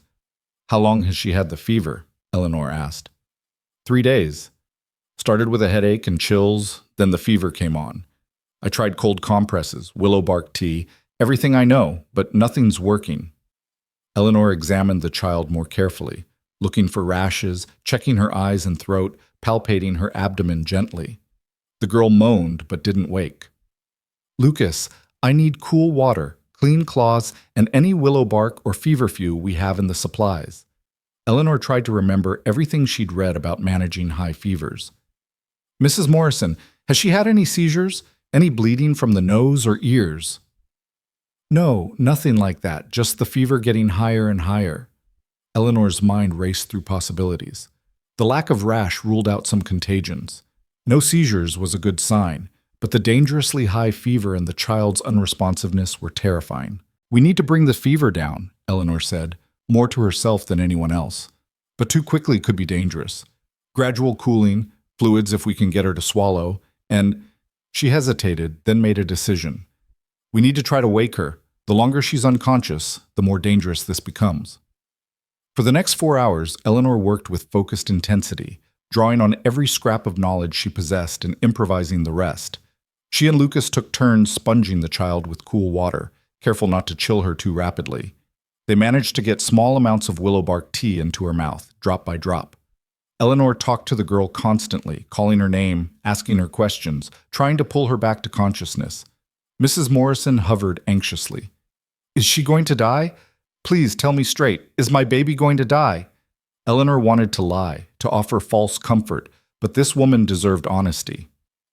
"I don't know," she said quietly. "The fever is very high, but she's young and she was healthy before this. If we can break the fever in the next few hours, she has a good chance. But I can't promise anything. I'm not a doctor." "You're doing more than I could," Mrs. Morrison said. "That's all I can ask." As evening approached, Eleanor was exhausted and beginning to despair. The child's fever remained dangerously high despite all their efforts. She looked at Lucas, who'd been supporting her tirelessly, and saw her own fear reflected in his eyes. "There's one more thing I can try," Eleanor said. "I read about it in a medical journal, but I've never seen it done. It's risky." "What is it?" Mrs. Morrison asked. "An alcohol rub. We use strong spirits to cool the skin more effectively than water alone. But if I do it wrong, if I use too much or leave it on too long, it could harm her." "And if you don't try?" Lucas asked quietly. Eleanor looked at the child's flushed face, at her labored breathing. "Then I think we'll lose her." Mrs. Morrison's face crumpled, but she nodded. "Do it. Do whatever you think might help." Eleanor carefully mixed the alcohol with water, testing the ratio on her own skin to make sure it wasn't too harsh. Then, with hands that trembled slightly, she began applying the solution to the child's arms and legs, watching anxiously for any adverse reaction. For 10 minutes, nothing changed. Eleanor continued the treatment, her heart sinking, preparing herself to tell this desperate mother that she'd failed. Then the child stirred. It was slight, just a small movement of her hand, but it was the first voluntary motion she'd made in hours. "Jenny?" Mrs. Morrison leaned forward. "Baby, can you hear me?" The girl's eyelids fluttered. Her lips moved, forming soundless words. "Keep talking to her," Eleanor urged. "Call her back." Mrs. Morrison took her daughter's hand, speaking softly, urgently, telling her about the chickens waiting to be fed, about her brother missing her, about all the things they'd do together when she was well again. Slowly, agonizingly slowly, the child's eyes opened. She looked confused, unfocused, but conscious. "Mama?" Her voice was barely a whisper. Mrs. Morrison burst into tears. Eleanor quickly checked the girl's temperature again, feeling the fever beginning to break at last, sweat forming on skin that had been dangerously dry. "The fever's breaking," Eleanor said, her own voice unsteady with relief. "She's not out of danger yet, but this is good. This is very good." Over the next hour, they coaxed water and broth into the child, changed her sweat-soaked clothes, and watched as her breathing gradually steadied and slowed to something closer to normal. By the time the moon rose, Jenny Morrison was sleeping naturally, her fever down to something manageable, her color improving. "You saved her," Mrs. Morrison said, gripping Eleanor's hands. "You saved my baby." "We don't know that yet," Eleanor cautioned. "She needs rest and fluids and careful watching. When your husband returns with the doctor, I don't care what the doctor says. You saved her. I saw her slipping away, and you brought her back." Mrs. Morrison looked at Eleanor with something like awe. "You really are going to build a school here?" "Yes. Once the building is finished, probably another 2 weeks. Then my children will be in your classroom every single day, and I'll tell every family within 20 miles what you did here tonight. You'll have more students than you can handle. Mark my words." Eleanor and Lucas rode back to their camp under a sky full of stars, both of them too exhausted to speak for the first few miles. Finally, Lucas broke the silence. "You were remarkable tonight. I've seen men face down stampedes with less courage than you showed in that cabin." "I was terrified the entire time," Eleanor admitted. "I kept thinking about everything that could go wrong, all the ways I might make things worse. But you didn't let the fear stop you. That's what courage is. Not the absence of fear, but acting despite it." Lucas paused. "Eleanor, you need to know something. What you did tonight, what you're building with this school, what you're trying to create here, it matters. It matters more than you probably realize." There was something in his voice, an intensity that made Eleanor's heart skip. "Lucas, I know we agreed to keep things professional," he continued, the words coming faster now, as though he'd been holding them back for weeks and couldn't contain them any longer. "I know the plan was to build the school and the community first, and maybe, someday, if we both felt the same way, we might consider something more. But Eleanor, I can't keep pretending what I feel for you is just partnership or friendship or professional respect." Eleanor's breath caught. They'd stopped their horses without her realizing it, and now they sat facing each other in the moonlight, the enormity of the moment settling around them like snow. "I'm in love with you," Lucas said simply. "I think I've been falling in love with you since that first afternoon in the schoolhouse, watching you explain cartography with so much passion and intelligence. Every day since then, every conversation, every time I watch you teach or see you push through difficulty or witness you refusing to be anything less than exactly who you are, I fall a little more. And I know this is terrible timing. I know we're in the middle of building something important, and adding romantic complications could jeopardize everything. But I also can't keep this to myself anymore. You deserve to know where I stand." Eleanor sat frozen, her mind spinning. She'd known her feelings for Lucas were growing, had suspected his feelings might be developing similarly, but hearing him say the words out loud made everything suddenly intensely real. "I don't know what to say," she whispered. "You don't have to say anything right now," Lucas said quickly. "I'm not asking for an answer or a decision. I just needed you to know. Because living this close to you, working beside you every day, watching you be brilliant and brave and beautiful—" He stopped, color rising in his cheeks even in the moonlight. "I couldn't keep pretending it was just professional interest. That wouldn't be honest. And if we're building something together, it needs to be built on honesty." Eleanor's throat was tight with emotion. "Lucas, She stopped, trying to organize the chaos of her feelings into coherent words. "I care for you too, more than I've allowed myself to admit, but I'm also terrified." "Of what?" "Of losing myself." The words came out raw, vulnerable. Every relationship I've ever seen, every marriage in Salvation Springs, every couple I've encountered, the woman always becomes smaller. She gives up her dreams, her identity, her autonomy to support her husband's ambitions. And even though you say you want me to be myself, even though you've done nothing but support my work, I'm terrified that's what will happen anyway. That I'll wake up 5 years from now and realize I've been slowly erased." Lucas absorbed this quietly. When he spoke, his voice was gentle but serious. I can't promise you that relationship dynamics won't change over time. I can't guarantee we won't have conflicts or disagreements or moments where we have to compromise. But Eleanor, I can promise you this. I will never ask you to be less than you are. I will never see your intelligence or your ambition or your independence as threats. Your growth doesn't diminish me. Your success doesn't compete with mine. I genuinely believe that both of us becoming more fully ourselves makes whatever we build together stronger, not weaker. How can you be so sure? Eleanor asked. How do you know you won't wake up one day resenting me for being too educated, too outspoken, too much? Because I've had 28 years to figure out what I value, Lucas said, and I've learned that I don't want someone who makes me feel powerful by being powerless. I want a true partner, someone who challenges me, who makes me think, who pushes me to be better. That's you, Eleanor. You make me want to learn and grow and build something meaningful. Why would I ever resent that? Eleanor felt tears prick her eyes. In Boston, I have a guaranteed position, security, a community of educated women. I could build a life there where my intellect would never be questioned. I know, Lucas said, and I wouldn't blame you for choosing that. It's safer, more certain. What I'm offering is harder, building from nothing, navigating cultural tensions, dealing with isolation and difficulty.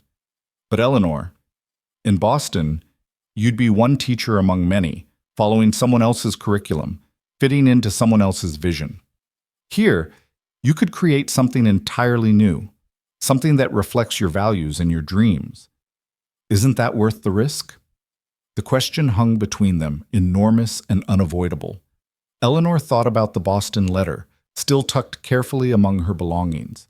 She thought about the Reynolds children, desperate for education, about little Jenny Morrison, saved by knowledge applied with courage, about Ayasha and the Navajo delegates, willing to trust her if she proved trustworthy, about the school taking shape under the cottonwood trees, waiting to be filled with students and learning and possibility. And she thought about Lucas, this unexpected man who'd offered her not a smaller life but a larger one, who'd never asked her to diminish herself, who seemed to genuinely believe that her success and his could grow together rather than compete. I'm still scared, she said finally. Even if everything you're saying is true, even if we build something beautiful together, there are no guarantees. What if it fails? What if the school doesn't work, or the community doesn't develop the way we hope, or the Navajo decide we're not trustworthy after all? What if I give up Boston for this, and it all falls apart? Then we'll have tried, Lucas said. We'll have taken a risk on something meaningful instead of playing it safe. And Eleanor, failure isn't the worst thing that can happen to a person. Regret is worse. Spending your life wondering what you might have built if you'd been brave enough to try, that's worse than failure. Eleanor looked at him, really looked at him, seeing not just the weathered cowboy who'd wandered into her schoolhouse seeking a map, but the man who'd ridden 2 days to bring her back, who'd worked tirelessly to build her school, who'd stood beside her through every challenge, who'd fallen in love with her mind before her face and valued her dreams as much as his own. I choose this, she said, her voice steady despite the tears on her cheeks. I choose the hard path with you. I choose building something new over fitting into something established. I choose uncertainty and possibility over security and limitation. Lucas's face transformed, hope and joy and relief flooding his features. Are you sure? No, Eleanor admitted. I'm terrified and uncertain and have no idea if we'll succeed. But I'm also more certain about this than I've been about anything in years. So yes, I'm choosing this. I'm choosing us. Lucas dismounted and helped her down from Bess, and then they were standing face to face in the moonlight, the enormity of what they'd just committed to settling around them. Can I kiss you? Lucas asked, his voice rough with emotion. Eleanor answered by closing the distance between them, rising on her toes to meet his lips with hers. The kiss was gentle at first, tentative, both of them learning this new aspect of their relationship.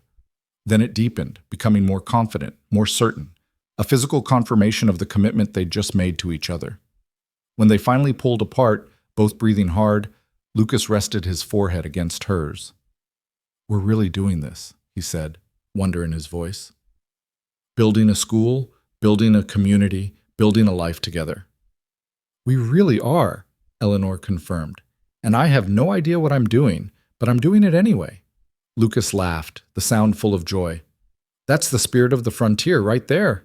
Jumping in without knowing if you'll swim or sink, but being willing to find out.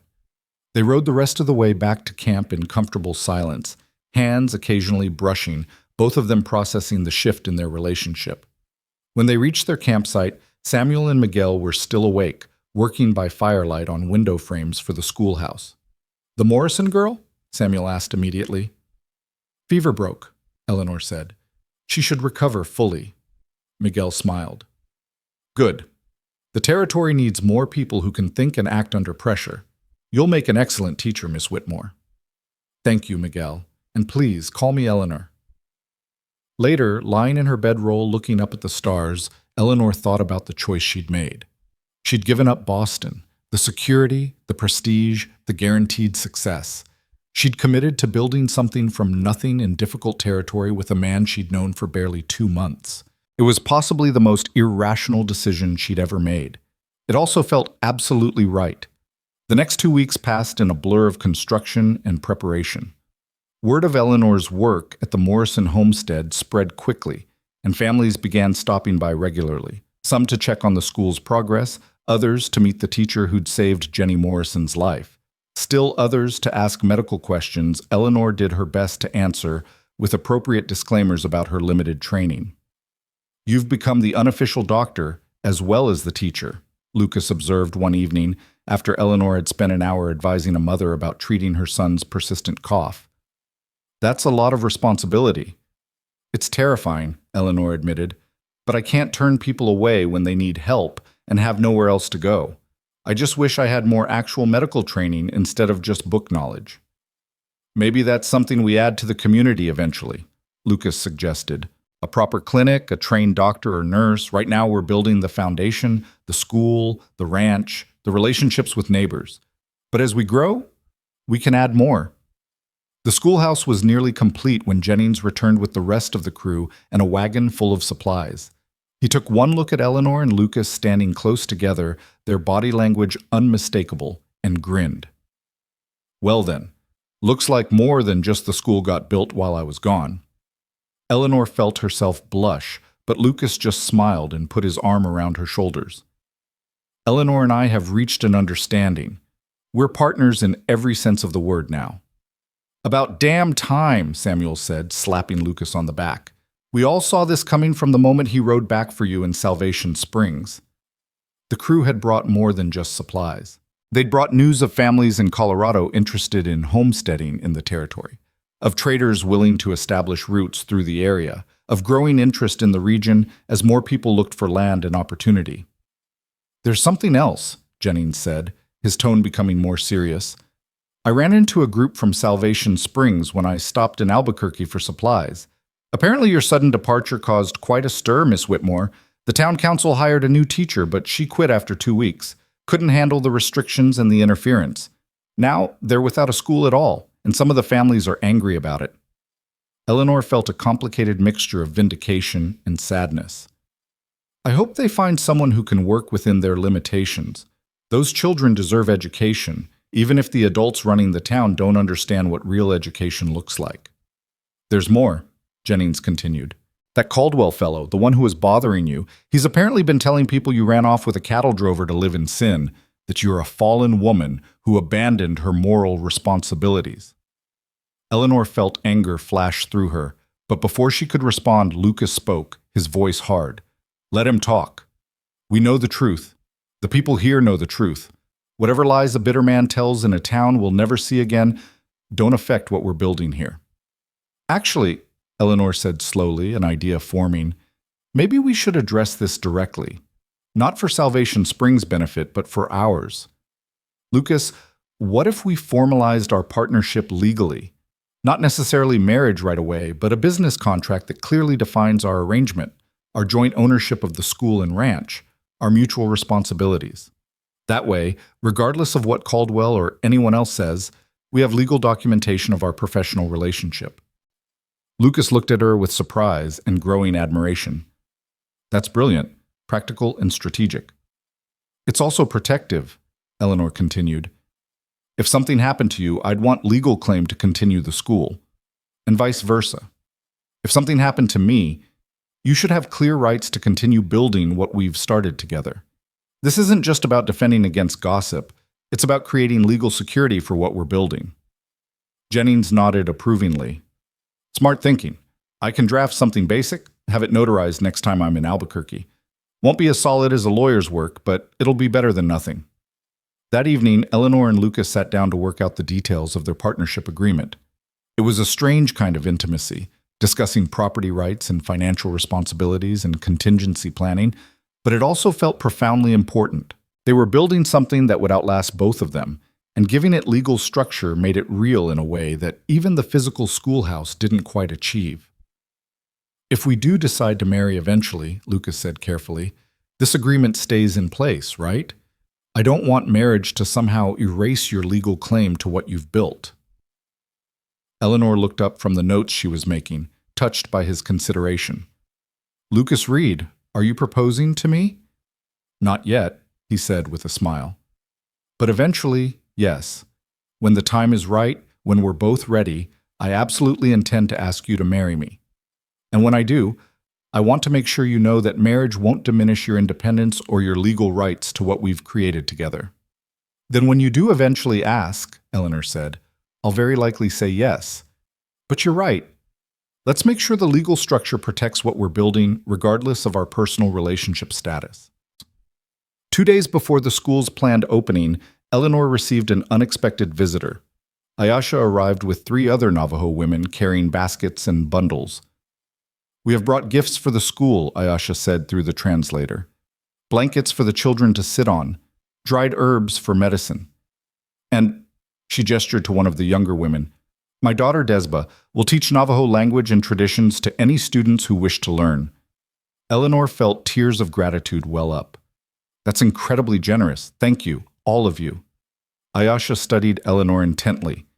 You kept your word. The school serves all children equally. You learned some of our language. You treat our people with respect. She paused. This is good. We will support this school. The women stayed for several hours, helping Eleanor organize the schoolroom, sharing their knowledge about local plants and their medicinal uses, discussing what Navajo children would need to learn to navigate both their traditional world and the changing Anglo world encroaching on their territory. As they prepared to leave, Desba approached Eleanor shyly. I am nervous to teach. What if the Anglo children do not respect our knowledge? Then I'll make sure they understand that respect for all knowledge is a requirement in this classroom, Eleanor said firmly. Your culture has wisdom that's been tested over generations. That deserves the same respect as anything from my textbooks. When Lucas returned from checking the ranch's water sources that evening, Eleanor told him about Ayasha's visit and Desba's agreement to teach. This is exactly what we hoped for, Lucas said, pulling her into an embrace. A real community school, not just an Anglo institution transplanted to the frontier. Eleanor leaned into him, feeling the solid warmth of his presence, the certainty that she'd made the right choice in every possible way. I'm still scared, she admitted. Tomorrow the school opens for real, and I have no idea how many students will show up or whether I can actually pull this off. You'll be magnificent, Lucas said with complete confidence. And even if everything goes wrong tomorrow, we'll figure it out together. That's what partners do. That night, Eleanor barely slept, running through lesson plans in her mind, worrying about logistics, questioning every decision she'd made in the past months. But when dawn came and she stood in the doorway of the completed schoolhouse, watching families approach from multiple directions, Anglo homesteaders, Navajo children with their parents, even the Morrison family with Jenny looking healthy and excited, Eleanor felt something settle in her chest. This was her calling. Not teaching privileged girls in Boston, who had every advantage. Not fighting feudal battles with small-minded councils in towns that would never change. But this, building education from nothing, creating bridges between cultures, offering possibility to children who desperately needed it. Lucas came to stand beside her, his hand finding hers. Ready? He asked.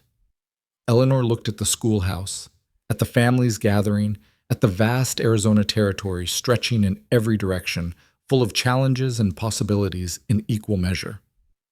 "Ready," she said, and stepped forward to greet her students. 23 students showed up that first day. Eleanor had prepared for perhaps a dozen, optimistically hoping for 15. Instead, she found herself facing children ranging from 5 to 16 years old, representing at least 4 different language backgrounds, with educational experiences spanning from complete illiteracy to surprisingly advanced reading skills. It should have been chaos. By all reasonable expectations, Eleanor should have been overwhelmed, drowning in the impossibility of teaching such a diverse group with limited materials in a brand new building that still smelled of fresh-cut wood. Instead, she felt alive in a way she'd never experienced in Salvation Springs. "Welcome, Chtas," she said, standing before her students with her heart pounding but her voice steady. "My name is Miss Whitmore, and this is our school. Not my school, our school. Because what we build here, we build together." She looked at each face. Anglo children with sunburned noses and darned clothes, Navajo children watching her with cautious curiosity, the Morrison children, including little Jenny, who waved enthusiastically, 2 Mexican siblings whose family had recently homesteaded 5 miles south. Some of you speak English as your first language. Others speak Navajo or Spanish or are learning all 3. Some of you can already read, and some of you are just beginning. None of that matters. What matters is that you're here, ready to learn, and I promise you this. In this classroom, every language is valued, every question is welcome, and every student matters equally. A hand shot up. It was one of the Navajo boys, perhaps 10 years old. "Yes?" Eleanor prompted. "My father says Anglo schools punish children for speaking Navajo. Will you do that?" The room went silent. Every Navajo child was watching her intently, as were several of the Anglo children who seemed curious about her answer. "Never," Eleanor said firmly. "In fact, we're going to do something different here. We're going to learn from each other. I'm going to teach you reading and writing in English, mathematics, science, history. But Miss Desba," she gestured to the young Navajo woman sitting quietly in the back corner, "is going to teach all of us about Navajo language and culture. Because knowledge flows in many directions, and we're all students and teachers at the same time." She saw surprise and approval ripple through the room. Even Desba looked stunned and pleased. The first day was organized chaos, but it was productive chaos. Eleanor assessed each student's abilities, organized them into flexible groups based on skill level rather than age, and began the careful work of building a classroom community from children who had little in common except their presence in this room. By the time she dismissed them that afternoon, Eleanor was exhausted but exhilarated. Lucas was waiting outside, having watched the final hour through the window while pretending to work on the ranch house foundation. "How did it go?" he asked, though his smile suggested he already knew. "It was terrifying and wonderful and completely overwhelming," Eleanor said, sagging against him.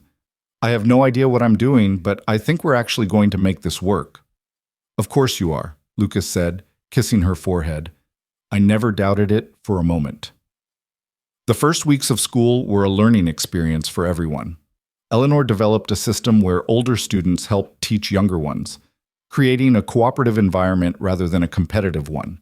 Desba's language and cultural lessons became a highlight of each day, with Anglo children fascinated by Navajo stories and traditions, while Navajo children gained confidence seeing their heritage treated with respect and interest. Eleanor also discovered that teaching on the frontier required a flexibility she'd never needed in Salvation Springs.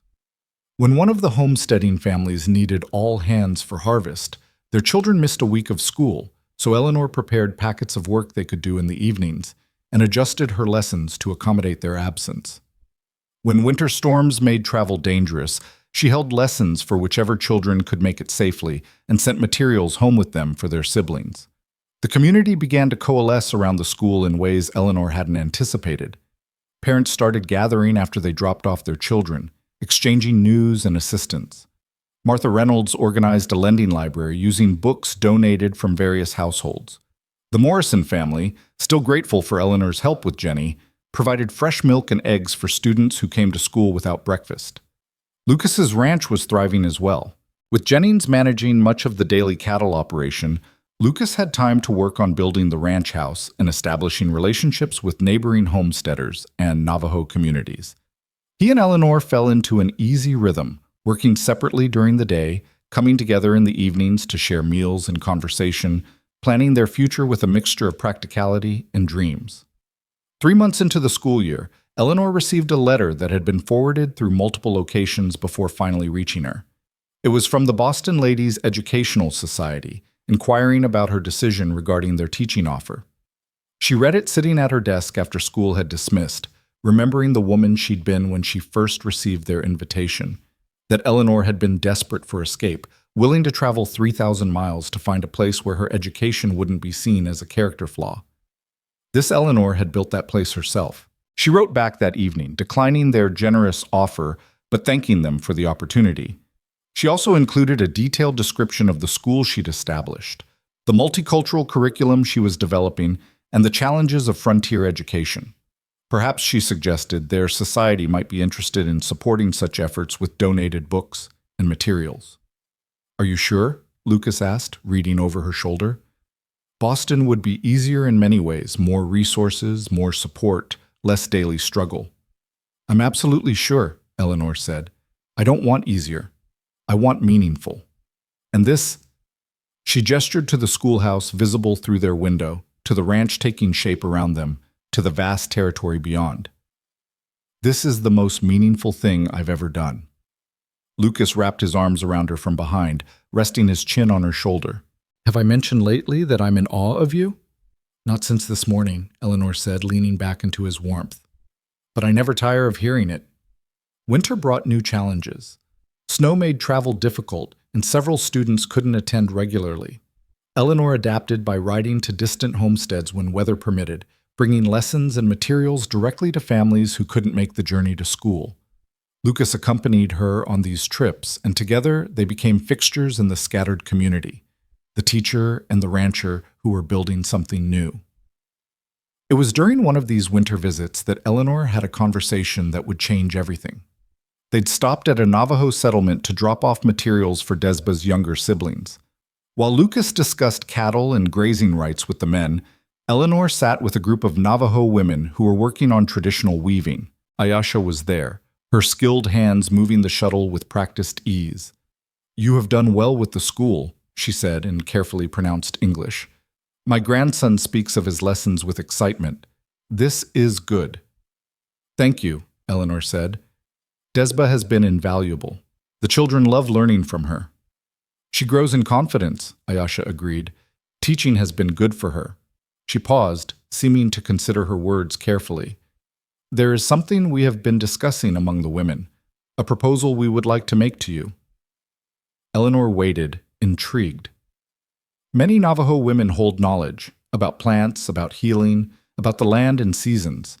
This knowledge has been passed down for generations. But with so many changes, with the young people needing to understand both the old ways and the new ways, we worry this knowledge will be lost. Ayasha's hand stilled on the loom. What if there was a way to record this knowledge, to write it down so it can be preserved and shared? Eleanor's mind immediately began racing with possibilities. "Are you suggesting a documentation project, recording traditional knowledge in written form?" "If it can be done respectfully," Ayasha said. "Not to replace oral teaching, but to support it, so that if our elders pass before they can teach everything, the knowledge does not die with them." "I would be honored to help with such a project," Eleanor said carefully, "but it should be controlled by your community. You should decide what gets recorded, how it's recorded, who has access to it. I could teach writing and documentation methods, but the knowledge itself belongs to you." Ayasha smiled, the first truly warm smile Eleanor had seen from her. "This is why we trust you. You understand that knowledge has ownership, has sacred aspects. Many Anglo people do not understand this." Over the next several months, Eleanor worked with a group of Navajo women and elders to develop a documentation system for traditional knowledge. It was painstaking work, requiring careful translation and cultural sensitivity, but it was also profoundly rewarding. Eleanor learned as much as she taught, gaining deep respect for the complexity and sophistication of Navajo knowledge systems. Lucas supported the project enthusiastically, providing materials and helping to build relationships with neighboring Navajo communities who became interested in similar documentation efforts. "This is bigger than just our school now," he observed one evening as Eleanor worked on transcribing medicinal plant knowledge. "This could preserve cultural knowledge across the entire region." "It could," Eleanor agreed. "And it's all because Ayasha and her community were willing to trust me, willing to take a risk on collaboration instead of isolation." "Just like we did," Lucas said quietly. Eleanor looked up from her work, meeting his eyes. "Exactly like we did." Spring brought a surprise visitor. Eleanor was teaching an advanced mathematics lesson to her older students when a well-dressed woman appeared in the schoolhouse doorway. She was perhaps 50, with silver-threaded hair and the bearing of someone accustomed to authority. "Miss Whitmore?" the woman inquired. "I'm Dr. Catherine Harrison from the Territorial Education Board. I've heard quite extraordinary things about your school, and I wanted to see it for myself." Eleanor's heart began to pound. The Territorial Education Board had the power to certify or close schools, to provide funding or withhold it, to legitimize educational efforts or condemn them as inadequate. "Of course," Eleanor said, maintaining her composure. "Please observe as long as you'd like. Children, continue working on those equations. I'll be circulating to check your progress." Dr. Harrison spent the entire day watching the school in action. She observed Eleanor teaching mathematics and science, watched Desba lead a language lesson, noted how older students helped younger ones, examined the curriculum materials and student work samples. She asked pointed questions about methodology, assessment, and educational philosophy. By the time school dismissed, Eleanor was exhausted from the scrutiny and terrified of what judgment might follow. "Miss Whitmore," Dr. Harrison said as the last students departed, "I need to be frank with you. When I received reports about your school, I expected to find either a desperate attempt at frontier education or an idealistic disaster. What I found instead is one of the most innovative and effective educational programs I've encountered in my 20 years with the board." Eleanor stared at her, unable to process the words. Dr. Harrison continued, "Your multicultural approach, your flexible grouping, your integration of traditional knowledge with standard curriculum, your emphasis on student collaboration, these are all methods that educational theorists in the East are just beginning to discuss. Yet you've implemented them successfully here, with limited resources and no formal institutional support." "I just did what seemed to work for my students," Eleanor said weakly. "Exactly. You adapted to need rather than forcing students to adapt to rigid systems. That's brilliant teaching." Dr. Harrison paused. "I'd like to recommend your school for territorial certification and funding.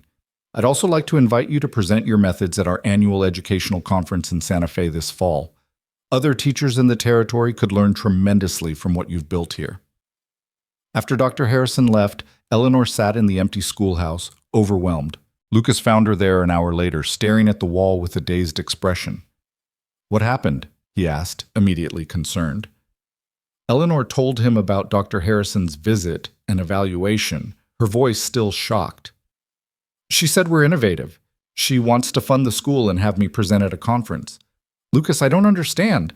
I thought we were just barely making this work, and she acts like we've created something extraordinary."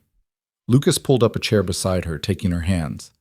"Eleanor, you did create something extraordinary. You've built a school that serves children from multiple cultures with different needs and backgrounds. You've preserved traditional knowledge while teaching modern subjects. You've created a community center that brings people together instead of dividing them. Just because you're too close to see how remarkable that is doesn't make it less true." "But I'm not doing anything special," Eleanor protested. "I'm just teaching this way that makes sense, adapting to what my students need." "And that's exactly what makes it special," Lucas said gently.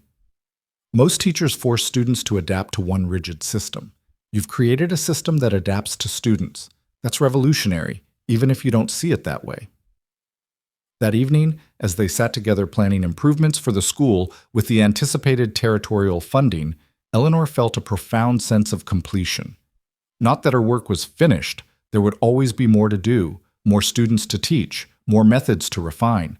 But she'd found her place, her purpose, her path forward. "Lucas," she said suddenly, "I want to marry you." He looked up from the plans he'd been sketching, startled. What? I want to marry you, Eleanor repeated, more confidently. Not because it's expected or because we should formalize our partnership legally. We already did that. But because I love you, and I want everyone to know that we're building this life together by choice, not just by circumstance. Lucas's face broke into a smile that could have illuminated the entire territory. Eleanor Whitmore, are you proposing to me? I believe I am, Eleanor said, laughing. Is that terribly improper? It's perfect, Lucas said, pulling her into his arms. And yes, absolutely yes, I would be honored to marry you. They were married in early summer, in a ceremony that reflected the community they'd built together. The wedding took place outside under the cottonwood trees near the school, with families from Anglo homesteads and Navajo settlements gathered together. Jennings officiated, Samuel and Miguel stood as witnesses, and Desba sang a traditional Navajo blessing. Eleanor wore a simple dress she'd made herself, practical but pretty. Lucas wore his best clothes, his weathered hands gentle as he took her hands in his. I promise to be your partner in all things, Lucas said, his voice carrying to the assembled crowd. To support your dreams as I pursue my own. To never ask you to be less than you are. To build a life where both of us can grow. I promise to build with you rather than for you, Eleanor replied, tears of joy on her cheeks. To trust you with my vulnerabilities and my strengths. To create a partnership where love and independence coexist. To keep learning and growing alongside you for as long as we both live. Martha Reynolds had organized a celebration afterward, with food contributed by dozens of families, music provided by a homesteader who played fiddle, and dancing that continued until the stars filled the sky. Late in the evening, Eleanor and Lucas slipped away from the festivities, walking to the school that had brought them together. Do you ever regret it? Eleanor asked, leaning against Lucas as they stood in the doorway of the building they'd created. Leaving the cattle drive life for this? All the complications and challenges of building a community? Not for 1 second, Lucas said firmly. I traded temporary freedom for permanent purpose. That's not a sacrifice, that's growth. I keep thinking about the woman I was in Salvation Springs, Eleanor mused. So angry, so defensive, so convinced that I had to fight the world alone to protect my right to exist as myself. And now? Now I know that partnership doesn't have to mean surrender, that I can be fully myself and fully committed to someone else at the same time. That love doesn't require shrinking, it can actually create space for expansion. She turned to look at him. You taught me that, just by being exactly who you are. You taught me something too, Lucas said. I spent years assuming that because I lacked formal education, I was somehow less capable of understanding complex ideas. You showed me that intelligence isn't about credentials or schooling. It's about curiosity and willingness to learn. You gave me back my confidence in my own mind. They stood in comfortable silence, watching the celebration continue in the distance, both of them contemplating the path that had brought them to this moment. The school year that followed their marriage was the most successful yet. With territorial funding, Eleanor was able to purchase proper textbooks, scientific equipment, and materials for both traditional curriculum and the cultural documentation project. The student body grew to 38 children, requiring Eleanor to hire an assistant teacher, a young woman from Santa Fe who'd heard about the school's innovative methods and wanted to learn from Eleanor. The ranch thrived as well, becoming known throughout the territory for quality cattle and fair dealing. Lucas and Jennings expanded the operation, hiring additional hands and establishing the ranch as an economic anchor for the scattered community. But perhaps more importantly, the community itself flourished. The school became a gathering place, not just for children, but for adults who wanted to learn to read, for families who needed medical advice, for neighbors who wanted to trade goods and share news. The Navajo settlements and Anglo homesteads, once wary of each other, began to cooperate more readily, finding common ground in shared concerns about water rights, grazing land, and the education of their children. Eleanor's presentation at the Santa Fe Educational Conference was a triumph. Teachers from across the territory were fascinated by her multicultural approach and her methods for accommodating diverse student needs with limited resources. Several asked if they could visit her school to observe her methods firsthand. You're becoming famous, Lucas teased when she returned home with letters from a dozen teachers requesting visits. I'm becoming useful, Eleanor corrected. There's a difference. 2 years after their marriage, Eleanor realized she was pregnant. The news filled her with a complicated mixture of joy and fear. She'd seen too many women disappear into motherhood, their other identities and ambitions swallowed by the demands of child-rearing. Lucas found her sitting by the creek one evening, her hand resting on her still flat stomach, her expression troubled. "What are you thinking about?" he asked, settling beside her. "I'm thinking about my mother," Eleanor said quietly. She was educated too. She loved books and learning. But after she married and had children, all of that stopped. She became just a wife and mother, nothing more. And I could see in her eyes sometimes that she missed who she used to be. "Are you afraid that will happen to you?" Lucas asked gently. "Terrified," Eleanor admitted. "I love teaching, I love the school and the documentation project and the work we're doing. But I also know how demanding a baby will be. How easy it would be to let everything else slide while I focus on keeping a tiny human alive." Lucas was quiet for a long moment, then said, "What if we plan for it differently? What if, instead of expecting you to do everything yourself, we built a system where you could be both a mother and a teacher? I could take on more childcare than most fathers do. We could hire additional help. We could make the school flexible enough to accommodate a teacher with a baby." "That's not how things are typically done," Eleanor said. "When have we ever done things typically?" Lucas countered. "We built a multicultural school in the middle of contested territory. We created a partnership based on equality when everyone said it was impossible. We're documenting indigenous knowledge when most people think it's not worth preserving. Why would we suddenly start following conventional rules about parenting?" Eleanor felt hope kindle in her chest. "You'd really be willing to be more involved with childcare than most men?" "Eleanor, I'm willing to split it completely equally if that's what you need. Our child deserves to know both parents. You deserve to continue the work you love. And I happen to think I'd be a pretty good father if given the chance." He paused. "Besides, imagine what kind of education our child would receive. Growing up in that schoolhouse, surrounded by multiple cultures and languages, learning from both traditional knowledge and modern science." The baby, a daughter they named Claire, was born the following spring. And true to his word, Lucas was an involved, engaged father who took on his share of childcare without resentment or expectation of praise. Eleanor took a month away from teaching immediately after the birth, then returned to the classroom with Claire in a cradle beside her desk. The students were fascinated by the baby, and Eleanor discovered that having an infant in the classroom actually enhanced certain lessons. Teaching about child development became hands-on observation. Discussing nutrition and health became immediately relevant. Even mathematics took on new meaning when calculating how much a baby grew each week. Claire grew up bilingual in English and Navajo, learning from Desba as readily as from Eleanor. She took her first steps in the schoolhouse, said her first words to a classroom full of delighted students, and developed a confidence and curiosity that made both her parents proud. 5 years after Eleanor first arrived in the territory, the school had become a permanent fixture. The building had been expanded twice to accommodate growing enrollment.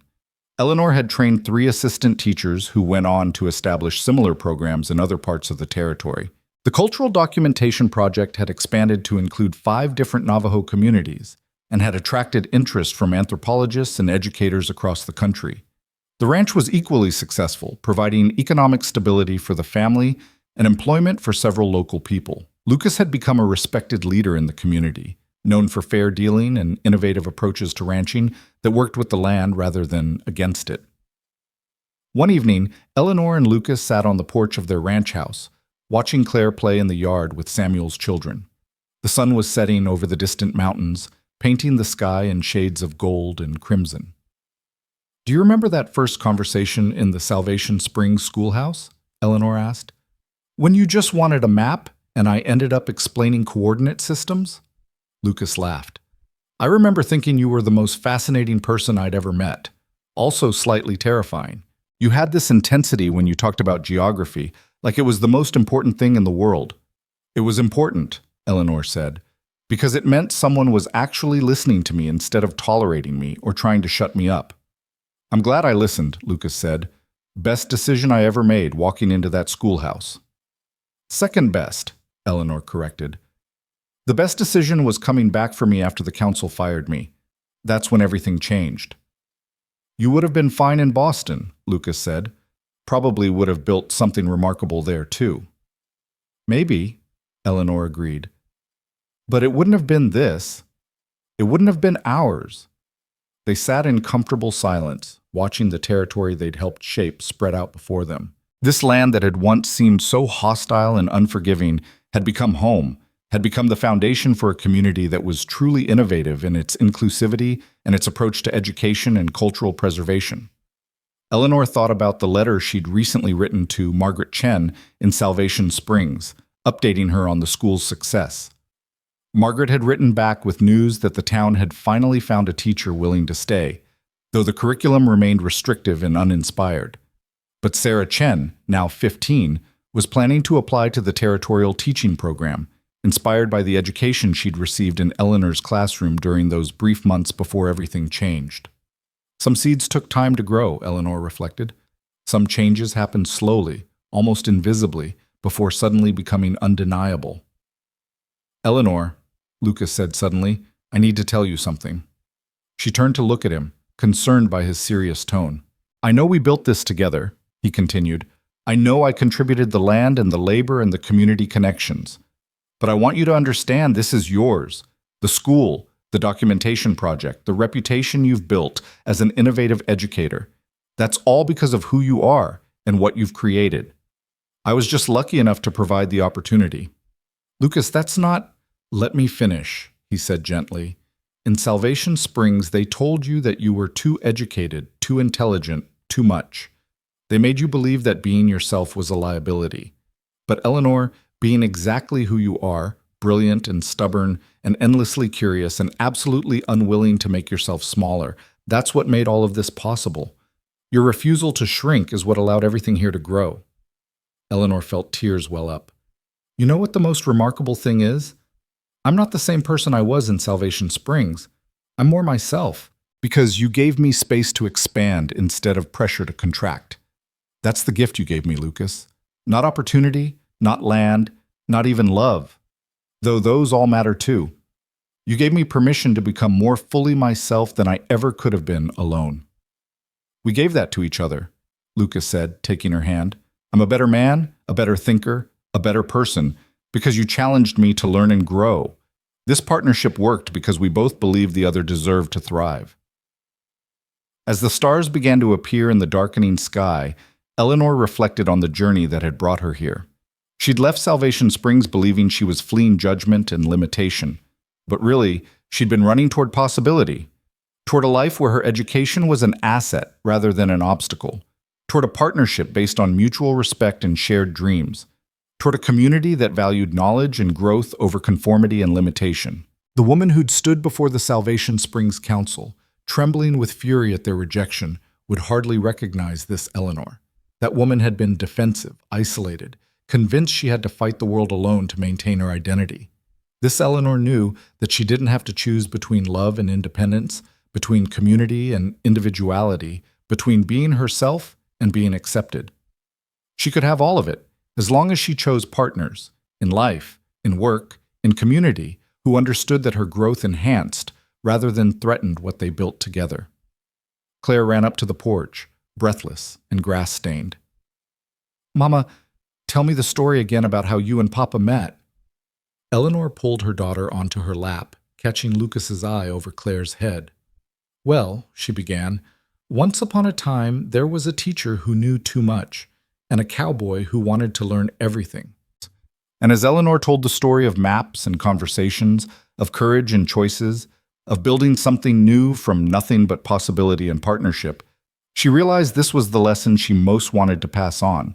Not mathematics or science or geography, though those all mattered, but this understanding that you could be fully yourself and fully connected to others. That knowledge was meant to be shared, not hoarded.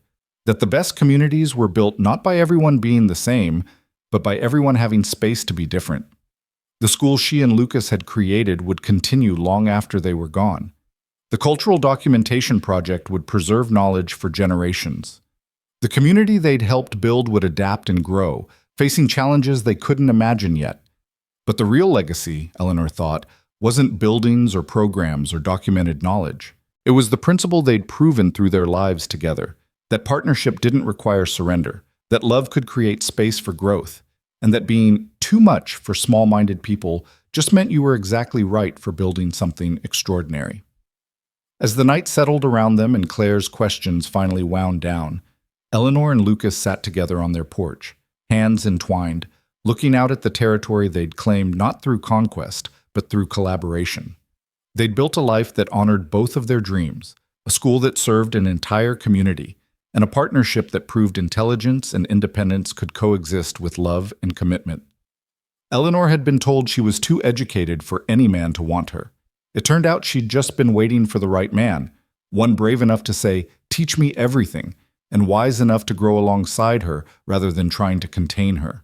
And in teaching him, she'd learned the most important lesson of all, that the person you are isn't something to apologize for or diminish. It's the foundation for everything you can build, if you find the courage to remain yourself and the wisdom to choose partners who want you to flourish rather than shrink.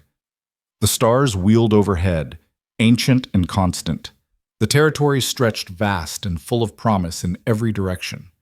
And Eleanor Whitmore Reed, once deemed unmarriageable for the crime of being educated, sat beside the man who'd loved her not despite her brilliance, but because of it, knowing that she'd finally found the place where she could be everything she was meant to be: teacher, scholar, wife, mother, community builder, and most importantly, herself.